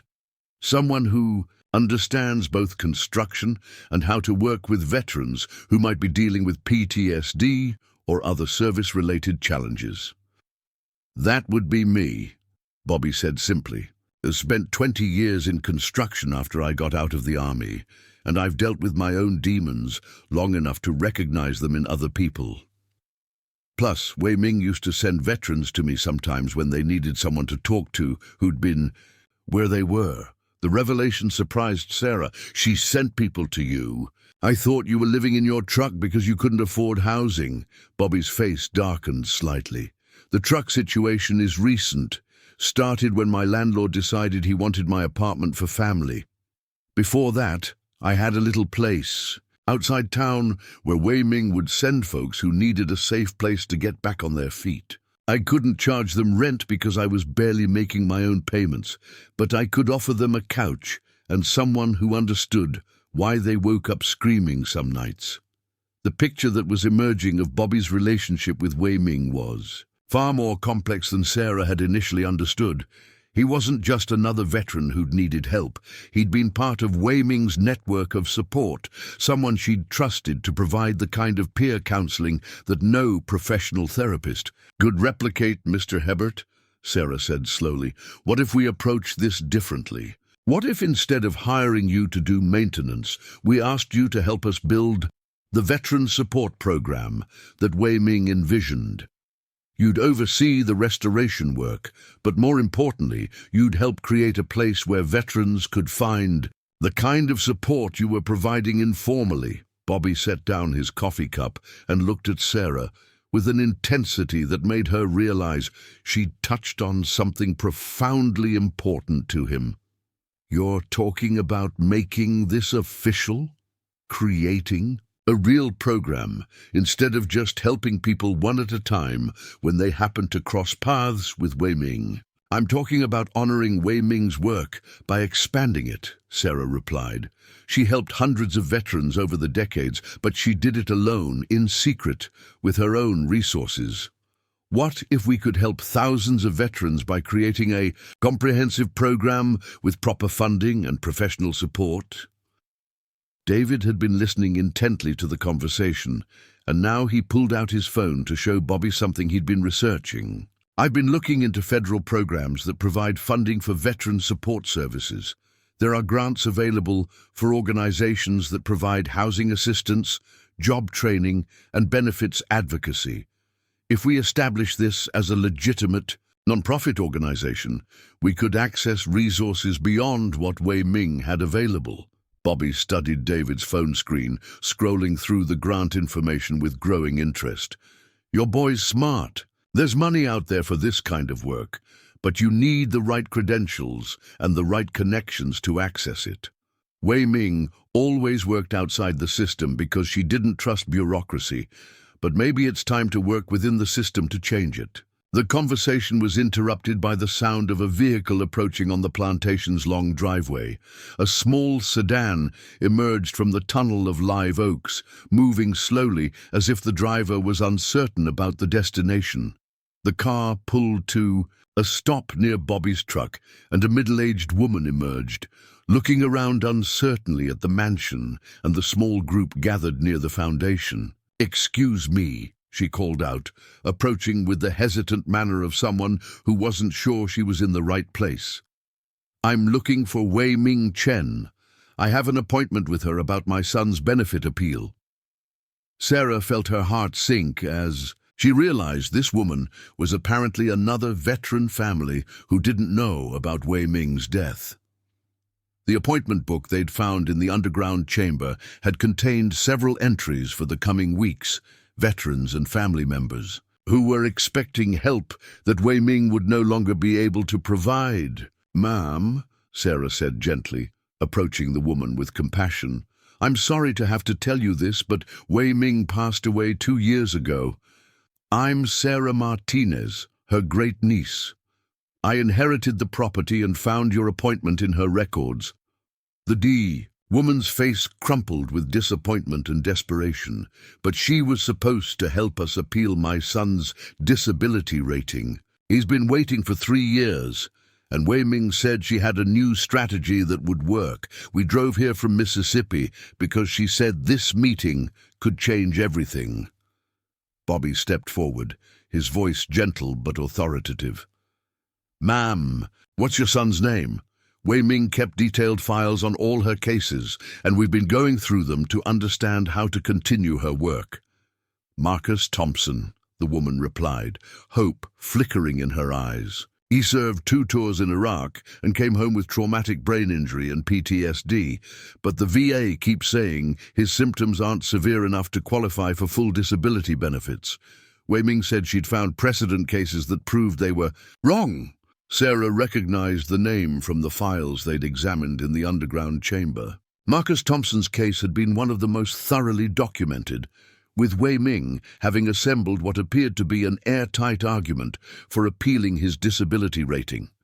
The file contained expert medical opinions, legal precedents, and a detailed strategy for presenting the appeal in a way that addressed the specific objections the VA had raised in previous denials.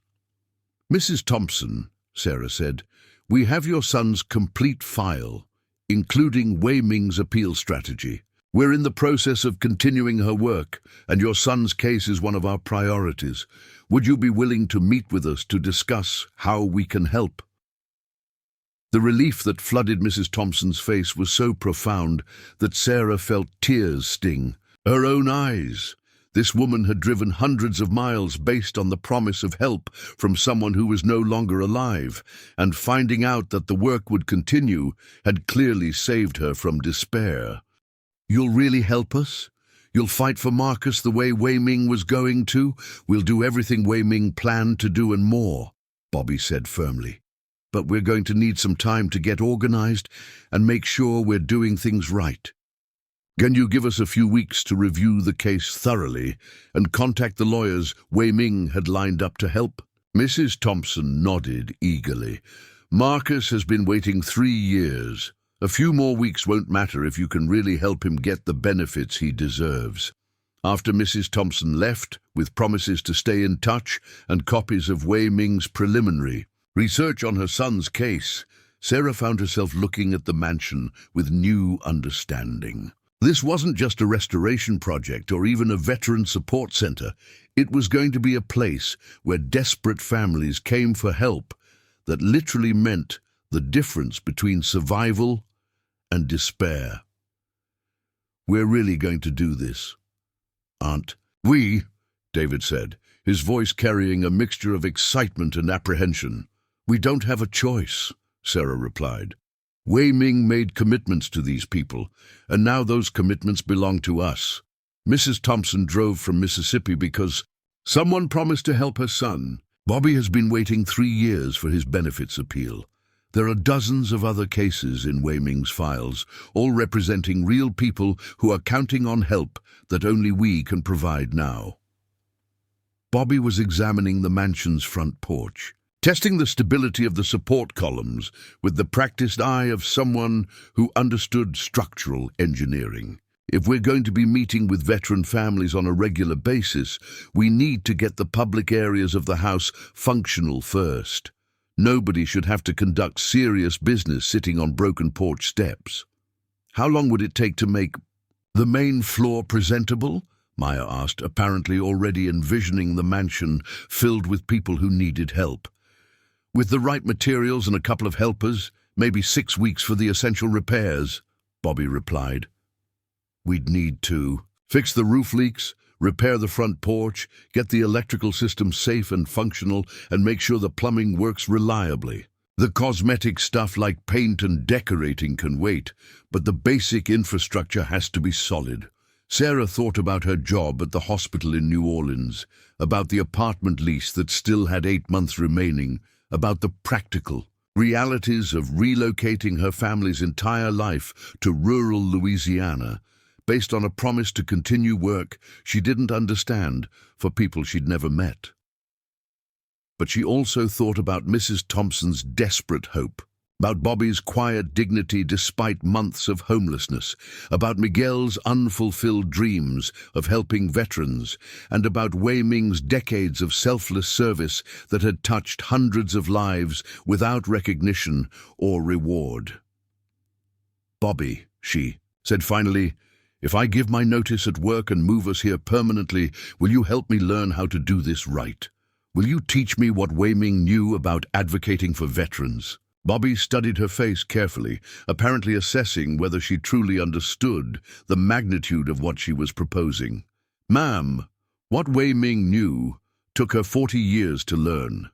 The VA bureaucracy, the legal system, the medical requirements, the political connections. It's a full-time job that requires patience, persistence, and a thick skin when dealing with government officials who'd rather deny claims than approve them. But you'll teach me? I'll teach you everything I know, and we'll figure out the rest together. But Sarah, you need to understand that once word gets out about what we're doing here, we're going to be flooded with people who need help. Veterans, family members, people who've been fighting the system for years without success. Are you prepared for that kind of responsibility? Sarah looked at her children, both of whom were watching her with expressions that suggested they already knew what her answer would be.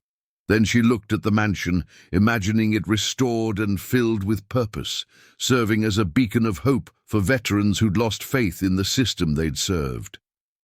Wei Ming carried that responsibility alone for 40 years, she said. Maybe it's time for all of us to share the load. The transformation of Magnolia Ridge began 3 weeks later with the arrival of Tommy Boudreau, the Iraq veteran Dolores had mentioned at the inn, driving a pickup truck loaded with construction materials and towing a small travel trailer that would serve as his temporary housing while he worked on the restoration. Bobby had reached out to Tommy through the network of local veterans that Wei Ming had carefully cultivated over the decades, explaining the opportunity to earn steady wages while helping create something meaningful for other veterans who were struggling with the same challenges they'd all faced. Tommy was 34 years old, with the lean build of someone who stayed in shape through physical labor rather than gym workouts, his dark hair cropped short in a style that suggested military. Habits died hard. The most striking thing about him wasn't his appearance, though, but the way he moved, with the hypervigilant awareness of someone who'd learned to assess threats constantly, his eyes automatically scanning the plantation's approaches and noting potential cover positions even during casual conversation. Bobby says you're serious about this veteran center idea, Tommy said to Sarah as they walked around the mansion's exterior, Bobby pointing out the priority repairs that needed immediate attention. Not just some feel-good project that'll fall apart when the work gets hard. Sarah had learned that directness was appreciated among the veterans she'd met, that they'd been disappointed by too many well-meaning civilians who'd made promises they couldn't keep. Tommy, I won't lie to you. I don't know what I'm doing yet, but I have the resources to fund this project properly, and I have Bobby to teach me what I need to learn about helping veterans navigate the system. What I need is people who understand construction and who can help me create something that actually works. Tommy studied her face with the same assessing look she'd seen from Bobby, apparently trying to determine whether she could be trusted with the responsibility she was claiming. What kind of resources are we talking about? Because I've seen a lot of projects start with big plans and small budgets, and they always end with good people getting stiffed on their paychecks. David stepped forward with a folder containing the financial projections he'd been working on, based on conservative estimates of the treasure's value and detailed cost breakdowns for the restoration work. We can afford to pay competitive wages for at least 2 years of full-time work, plus materials and equipment costs. And that's just the beginning. We're also applying for federal grants that could extend the funding indefinitely. Tommy examined David's calculations with the practiced eye of someone who'd learned to read construction estimates carefully. You're talking about real money, not just minimum wage and promises. Why? What's your angle? My angle is that my husband died in Afghanistan, and before he died, he talked about wanting to help veterans who were falling through the cracks of the system, Sarah replied. I inherited this place and the resources to make his dream real. It's that simple. Nothing's ever that simple, Tommy said, but his tone was thoughtful rather than dismissive. What happened to your husband? What unit was he with? Miguel Martinez, 82nd Airborne, Staff Sergeant, IED on a patrol route he'd driven 100 times before. Tommy's expression shifted immediately, the wariness replaced by something approaching respect. Damn, 82nd boys are solid. I served with some All-Americans in Iraq, good soldiers, everyone. He paused, then asked more gently, How long's it been? 4 years, long enough to know that the benefit system doesn't work the way it's supposed. 2, and that too many veterans end up struggling alone because nobody wants to deal with the bureaucracy. That's the truth, Tommy agreed grimly. I spent 2 years fighting for my disability rating, and I only got it approved because Bobby connected me with Wei Ming, and she knew which forms to file and which doctors to see. Without her help, I'd still be getting denied and living in my truck. Bobby had been listening to the conversation while examining the mansion's foundation, and now he joined them with his clipboard full of notes. Tommy, what Sarah's proposing here isn't just another construction job. We're talking about creating the kind of place that Wei Ming always dreamed about.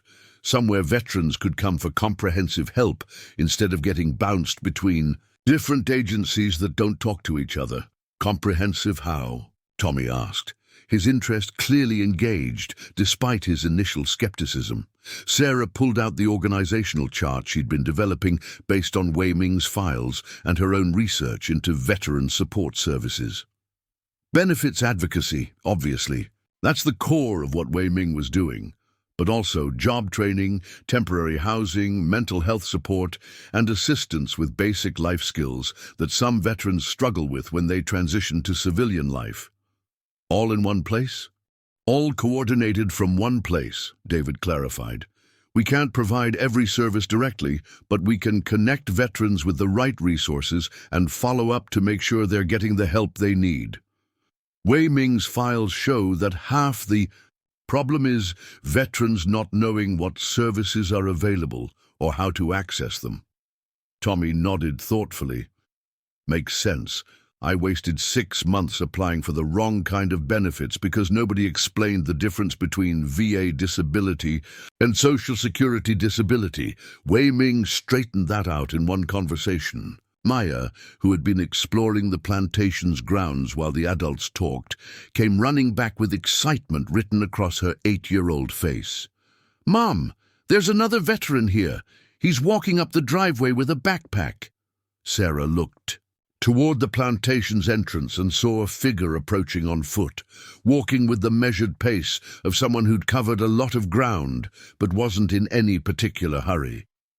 As he drew closer, she could see he was a young man, probably in his 20s, with the lean build and careful posture that she was learning to recognize in veterans. His backpack looked military-issue, worn but well-maintained, and he carried himself with the alert awareness that seemed to be a permanent characteristic of people who'd served in combat zones. That's Carlos Mendez, Bobby said, recognition in his voice. Afghanistan veteran discharged about 6 months ago. He's been walking around Louisiana looking for work ever since. Wei Ming was trying to help him get into a job training program when she passed away. The young man approached their group with the polite deference of someone asking for help, but trying to maintain his dignity. "Excuse me, sir," he said to Bobby. "I heard you might have some construction work available. I'm a hard worker, and I learn fast." "Carlos, right?" Bobby replied. "Wei Ming told me about you. You were infantry in Afghanistan." "Yes, sir. 3 tours. Army medic attached to infantry. Units. Got out 6 months ago and been looking for steady work ever since." Carlos's voice carried the exhaustion of someone who'd been job hunting without success for too long. Sarah stepped forward, recognizing an opportunity to put Wei Ming's vision into practice immediately. "Carlos, I'm Sarah Martinez. We're starting a restoration project here that's specifically designed to employ veterans while they get help with benefits, job training, and other support services. Are you interested in learning construction skills?" Carlos's eyes widened with surprise and hope. "Ma'am, I'm interested in any honest work that pays enough to get me off the road. I've been sleeping rough for 3 weeks now, and I'm ready to settle somewhere if there's opportunity." "There's opportunity," Tommy said, studying Carlos with the appraising look of an experienced supervisor evaluating a potential worker. "You ever done any construction work?" "Not professionally, sir, but I've helped with building projects in Afghanistan, reconstructing schools and clinics that got damaged in fighting, and I'm good with my hands, good at following instructions." Bobby consulted his clipboard, then looked at Sarah with a question in his eyes. She nodded, understanding what he was asking. "Carlos, we can offer you temporary housing in one of the plantation's outbuildings while we get you set up with permanent accommodations," Bobby said. "Pay is $15 an hour to start, with raises based on your progress learning the trade. We'll also help you apply for any benefits you're entitled to and connect you with job training programs that could lead to higher-paying work down the road." The relief that flooded Carlos's face was so profound that Sarah felt her own eyes sting. With sympathetic tears, this young man had been carrying his entire life in a backpack for months, uncertain where his next meal or safe night's sleep would come from, and they'd just offered him stability and purpose with a few sentences. "When can I start?" Carlos asked, his voice tight with emotion he was trying to control. "How about right now?" Tommy replied. "We're about to start unloading materials, and I could use someone with a strong back and attention to detail." As Carlos shouldered his backpack and followed Tommy toward the loaded pickup truck, Sarah found herself marveling at how quickly Wei Ming's vision was becoming reality. They'd been planning the Veteran Support Center for only 3 weeks, and already they were providing employment and housing for veterans who desperately needed both. "This is how it's going to work, isn't it?" David observed, watching Carlos enthusiastically help Tommy unload sheets of plywood and roofing materials. "Word is going to spread through the veteran community, and people are going to start showing up looking for help." "That's exactly how it's going to work," Bobby confirmed. "Veterans talk to each other, share information about where to find help, and which organizations actually deliver on their promises. If we do right by Carlos and Tommy, they'll tell other veterans, and those veterans will tell others. Within 6 months, we'll have more people asking for help than we can handle." The prospect was both exciting and terrifying. Sarah thought about Mrs. Thompson driving from Mississippi based on a promise from someone who was no longer alive, and realized that they were about to inherit similar responsibility for potentially hundreds of veterans and their families. "We need to get organized fast," she said.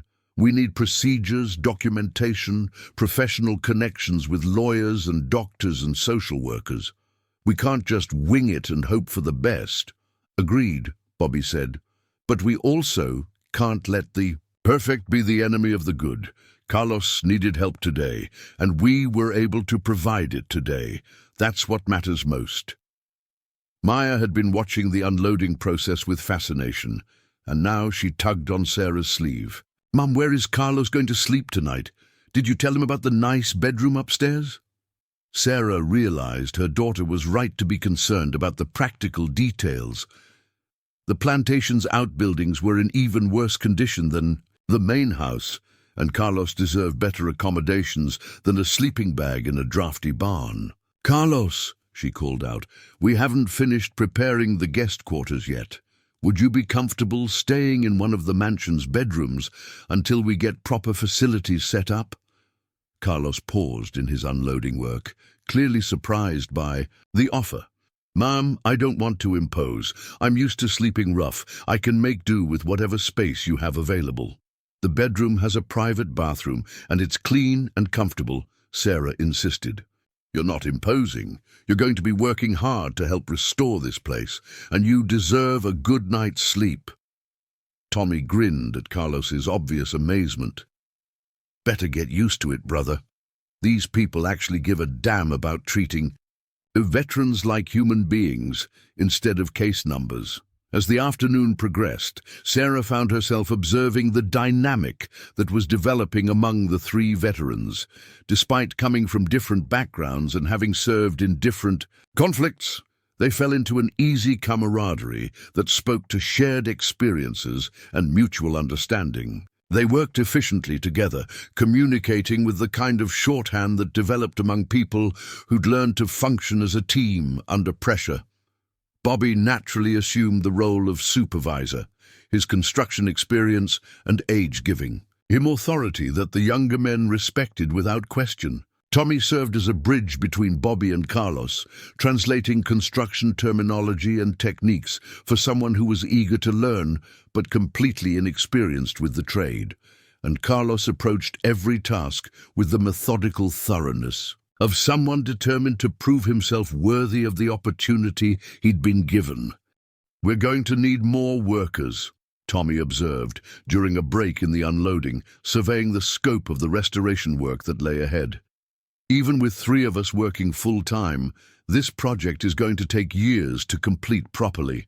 "We're working on that," David said, showing Tommy a list he'd been compiling from Wei Ming's files. "There are at least a dozen local veterans who are getting help from Wei Ming and who might be interested in steady employment.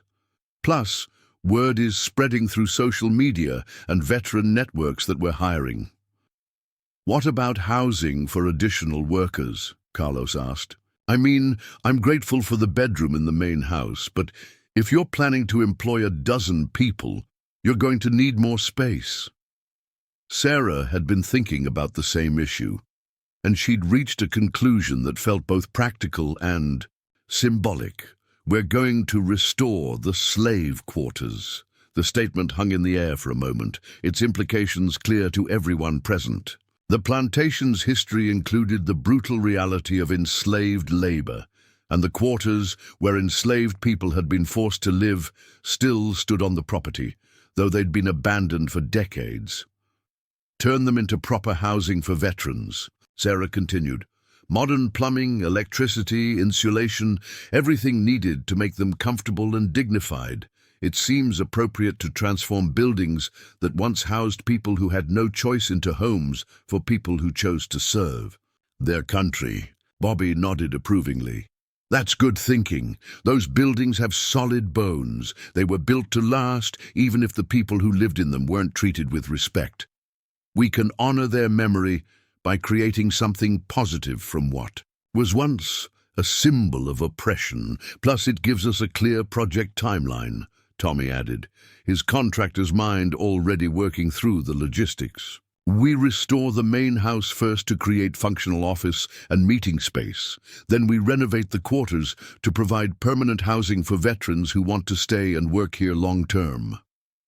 As evening approached and the day's work wound down, Sarah found herself standing on the mansion's front porch with her children, watching Bobby, Tommy, and Carlos share a simple dinner they'd prepared using the mansion's newly functional kitchen. The sight of three veterans who'd been struggling individually now working together with shared purpose felt like a small miracle, a glimpse of what Wei Ming had envisioned when she dedicated her life to helping forgotten warriors find their way home. "Mom," Maya said quietly, leaning against Sarah's side as they watched the men plan the next day's work. "Do you think Daddy would be proud of what we're doing?" Sarah thought about Miguel's dreams of helping veterans, about the conversations they'd had about the friends he'd lost, not to enemy fire, but to despair and neglect after they'd returned home. She thought about the wall of photographs in the mansion's dining room, about the treasure hidden beneath the magnolia tree, about the letter from Wei Ming that had started this entire journey. "I think he'd be amazed," she said finally. "And I think he'd want to roll up his sleeves and help." As if summoned by her words, David appeared beside them, with a folder containing the legal documents they'd need to officially establish the Veteran Support Center as a non-profit organization. "I've been researching the requirements for getting federal tax-exempt status," he said. "If we file the paperwork correctly, we can qualify for grants that would fund this operation for decades. We could help thousands of veterans instead of just dozens." Sarah looked at her 16-year-old son, whose serious approach to planning and organization was making their ambitious vision seem achievable, and felt a surge of pride mixed with amazement at how quickly their lives had been transformed by Wei Ming's unexpected legacy. "Then let's file the paperwork," she said. "Let's make this official." 6 months after Carlos Mendez had walked up the plantation's driveway with everything he owned in a military backpack, Magnolia Ridge had transformed into something that exceeded even Wei Ming's most ambitious dreams. The main house now buzzed with purposeful activity from dawn until well after dark, its restored rooms serving as offices, meeting spaces, and temporary housing for veterans in crisis. The front porch, rebuilt with Tommy's expert craftsmanship and Carlos's eager assistance, had become an unofficial gathering place where veterans shared coffee, swapped stories, and found the kind of camaraderie that helped heal wounds no medical system could adequately address. The transformation hadn't been without challenges. Sarah had learned that running a veteran support center required skills she'd never imagined needing, everything from grant writing and legal compliance to crisis intervention and conflict resolution. The learning curve had been steep and sometimes overwhelming, but Bobby's patient mentoring and the growing network of professional volunteers who'd been drawn to their mission had provided the guidance necessary to navigate the complex world of veteran advocacy. The breakthrough case that had established Magnolia Ridge's reputation in the veteran community had come in October, when Bobby's 3-year battle with the VA had finally resulted in a full disability rating and a retroactive payment of over $180,000 in back benefits. The victory had been sweet, not just for Bobby personally, but because it had validated Wei Ming's meticulous research and proven that persistent advocacy could overcome even the most entrenched bureaucratic resistance. Word of Bobby's success had spread through veteran networks across the South, leading to a steady stream of visitors seeking help with their own benefit claims. Sarah had quickly realized that they needed professional legal assistance to handle the increasing complexity of their cases, and she'd used a portion of Wei Ming's treasure to establish relationships with lawyers who specialized in veteran affairs, and who were willing to take on cases that other attorneys considered too difficult or time-consuming to pursue. The restored slave quarters had been completed just in time for the winter months, providing dignified housing for 8 veterans who'd found both employment and community at Magnolia Ridge. Each unit featured modern amenities while preserving architectural details that honored the history of the buildings, creating living spaces that served as powerful symbols of transformation and redemption. The quarters housed a diverse group, former soldiers, sailors, Marines, and airmen representing conflicts from Vietnam through Afghanistan, all united by their shared commitment to the center's mission and their determination to help other veterans avoid the struggles they'd endured. Among the new residents was Maria Santos, a former army nurse who'd served 2 tours in Iraq before being medically discharged with PTSD that had left her unable to work in traditional healthcare settings. Maria had arrived at Magnolia Ridge after losing her apartment and spending 3 weeks living in her car, her nursing license suspended due to panic attacks that made it impossible for her to function in high-stress medical environments. Sarah had immediately recognized that Maria's healthcare expertise could be invaluable to their veteran clients, many of whom struggled to navigate the military medical system or communicate effectively with VA doctors who didn't understand their service-related conditions. Working with Maria had led to the establishment of Magnolia Ridge's healthcare advocacy program, which helped veterans prepare for medical appointments, understand their diagnoses, and ensure they received appropriate treatment for service-related conditions. Maria's gentle bedside manner and deep understanding of military culture made her uniquely qualified to serve as a bridge between veterans and the healthcare system, translating medical jargon into plain language and helping veterans advocate for themselves with confidence and knowledge.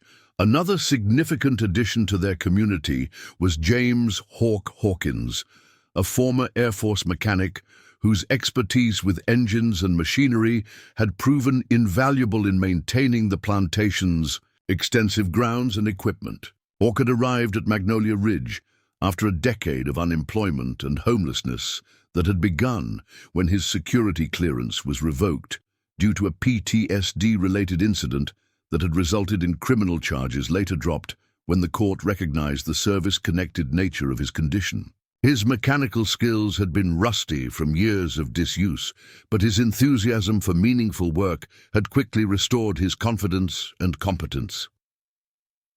Under Hawk's supervision, the plantation's old carriage house had been transformed into a fully equipped workshop where veterans could learn mechanical and electrical trades while contributing to the center's ongoing restoration and maintenance needs. The workshop program had become so successful that local contractors had begun reaching out to Magnolia Ridge when they needed skilled workers, creating a pipeline from training to employment that helped veterans transition to independent civilian careers.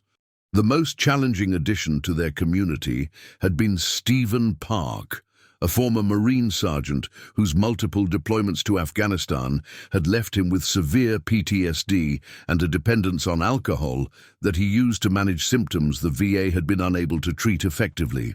Stephen had arrived at Magnolia Ridge in the middle of a November rainstorm, soaking wet and clearly intoxicated, demanding to speak with Wei Ming about his denied disability claim and becoming agitated when told she'd passed away years earlier. Sarah's first instinct had been to call for professional help, but Bobby had intervened with the calm authority of someone who dealt with similar situations many times before. He'd sat with Stephen on the front porch for 3 hours, sharing coffee and cigarettes, while listening to the younger man's story of betrayal by a system that had promised to care for veterans, but had instead left him to navigate his trauma alone. By the time Stephen had sobered up enough to think clearly, Bobby had convinced him to accept temporary housing and support while they worked on his benefit appeal and connected him with addiction treatment resources. Stephen's recovery had been neither quick nor straightforward, requiring multiple interventions and setbacks that had tested everyone's patience and commitment. But Maria's healthcare advocacy had helped him find effective PTSD treatment, while the structured environment of the restoration work had provided the routine and purpose he needed to maintain sobriety. 6 months later, Stephen had become one of their most dedicated workers and effective peer counselors, his own experience with rock bottom giving him credibility with veterans who were struggling with similar demons. The success stories were balanced by sobering reminders of how much work remained to be done. Not every veteran who came to Magnolia Ridge could be helped. Some arrived too late, their situations too deteriorated for even the most comprehensive support to reverse. Others left before their cases could be resolved, unable to trust in promises of help from civilians who couldn't fully understand what they'd experienced in combat zones, where survival had depended on constant vigilance and immediate action. The losses were hardest on Sarah, who had never developed the emotional calluses that allowed social workers and advocates to maintain professional distance from their clients' pain. Each veteran who slipped through their safety net felt like a personal failure, a betrayal of Miguel's memory and Wei Ming's legacy that left her questioning whether she was truly qualified for the responsibility she'd accepted. It was during one of these dark periods, following the suicide of a Vietnam veteran who'd left Magnolia Ridge after only 2 days because he couldn't handle the kindness of strangers who reminded him of the family he'd lost to his own untreated trauma, that Sarah had found Bobby sitting alone under the magnolia tree, where Wei Ming's treasure chamber lay, hidden beneath the earth.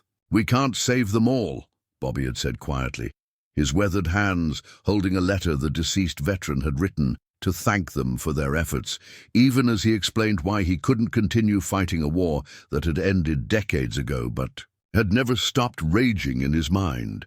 Wei Ming understood that. She helped hundreds of people over the years, but she lost some too.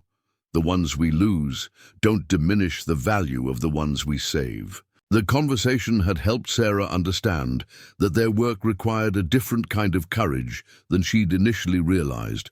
Not just the courage to fight bureaucracy and advocate for justice, but the courage to accept that some battles couldn't be won and some wounds couldn't be healed, no matter how much love and resources were applied to the effort. The work required holding space for both hope and grief, for triumph and tragedy, for the possibility of transformation and the reality of limitations. As winter gave way to spring, Magnolia Ridge had begun receiving visits from officials representing federal agencies and non-profit organizations who'd heard about their innovative approach to veteran support. A delegation from the Department of Veterans Affairs had spent 3 days touring their facilities and interviewing their residents, gathering information for a report on community-based veteran services that could inform national policy. Representatives from major veteran organizations had come to study their housing model and peer support programs, hoping to replicate successful elements at their own facilities.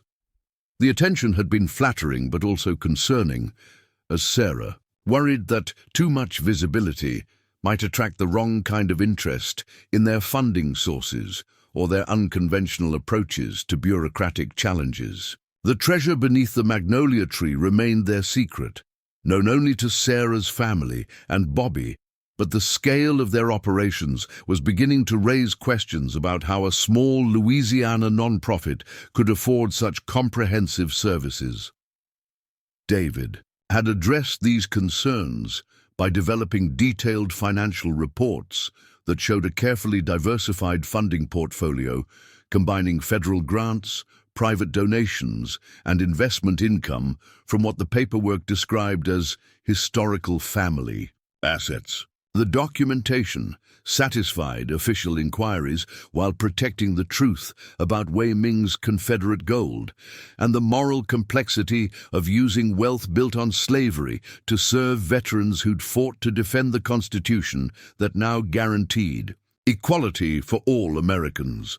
The legal establishment of Magnolia Ridge as a certified nonprofit organization had opened doors to federal grant programs that provided sustainable funding for their core operations, reducing their dependence on the treasure, while ensuring they could continue serving veterans regardless of any future challenges to their unique financial foundation. Sarah had learned to navigate the complex world of grant applications and compliance requirements, developing skills in bureaucratic communication that helped her advocate more effectively for individual veterans while building institutional relationships that benefited their entire community.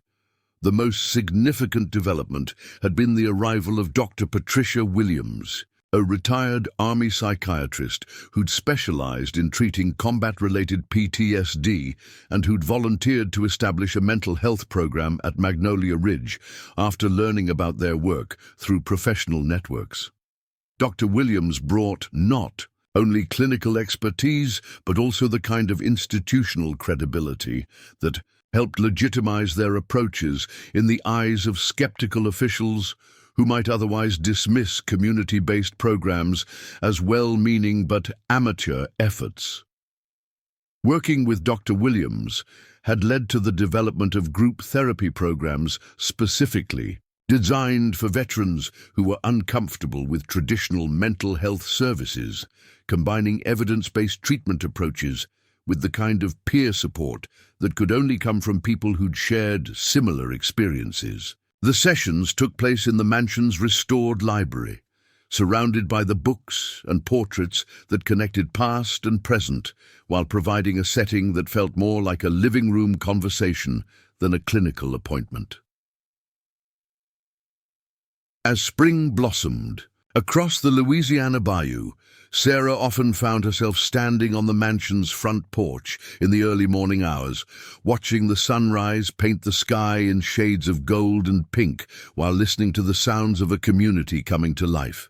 The sight of veterans heading to work in the restoration project, gathering for coffee and conversation, or simply sitting quietly in the peaceful surroundings that had become their sanctuary, filled her with a satisfaction deeper than anything she'd experienced in her previous life of struggling to make ends meet while working multiple jobs.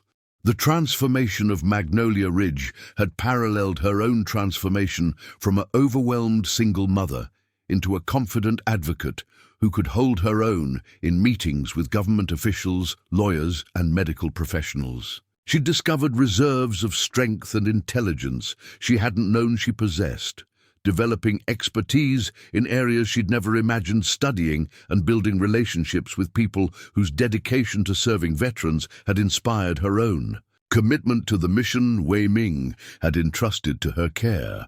Maya and David had thrived in their new environment, finding purpose and identity in work that connected them to something larger than their own immediate concerns. Maya had appointed herself the unofficial greeter for new arrivals, her 8-year-old warmth and curiosity helping nervous veterans feel welcome and valued from their first moments at Magnolia Ridge.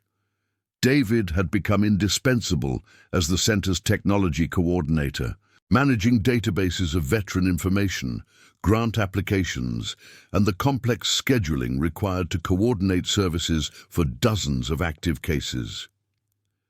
The children's adaptation to their new life had been one of Sarah's greatest concerns when they first made the decision to leave New Orleans permanently, but both had embraced the challenges and responsibilities of their roles in the veteran community with enthusiasm that surprised and delighted her. They'd formed relationships with the veterans that transcended the traditional boundaries between children and adults, learning from people whose life experiences had taught them resilience, courage, and the importance of service to others.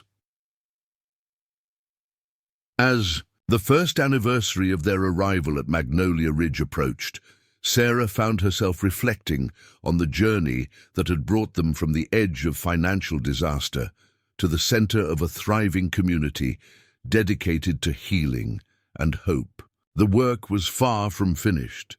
There were still veterans sleeping on the streets, still benefit claims being wrongfully denied, still families struggling with the aftermath of service-related trauma. But they'd proven that Wei Ming's vision was not only achievable, but sustainable, that community-based support could succeed where institutional approaches had failed, and that the treasure hidden beneath the magnolia tree could indeed be transformed into something more valuable than gold. The restoration of dignity and purpose to those who'd sacrificed for their country and deserved better than society's indifference in return. Just 2 years after Sarah uncovered the Confederate treasure beneath the magnolia tree, she stood before a crowd of over 300 people at the dedication of the Wei Ming Chen Veterans Healing Center. Veterans, families, and officials had come to Magnolia Ridge to witness a transformation. What began as a desperate inheritance had become a national model for veteran care. General Patricia Morrison, the first female Secretary of Veterans Affairs, delivered the keynote. She announced a $50 million grant to replicate the Magnolia Ridge model across 5 additional locations nationwide. The approach, community-based support, holistic healing, and peer-led advocacy, was proving life-saving.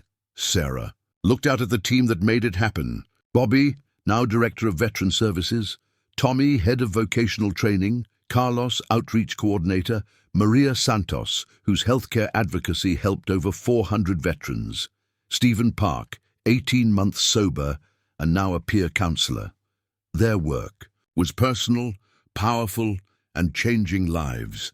The slave quarters turned veteran housing symbolized the center's mission, reclaiming pain and transforming it into dignity. Programs led by Dr. Williams were reducing PTSD symptoms at record levels. Children like Maya, who started a pen pal project, and David, whose policy research shaped legislation, proved that healing rippled across generations. Mrs. Thompson, the mother of a disabled vet, gave the most emotional speech, honoring the promise that Sarah and her team had kept, one first made by Wei Ming Chen. As the sun set over the bayou, Sarah knew the treasure had done more than rebuild a property. It had rebuilt lives. 37 states had requested help, starting centers of their own. Magnolia Ridge had become the seed of a national movement, one built on sacrifice, vision, and healing. The work would continue, one veteran at a time, proving that the greatest treasure is the power to serve others.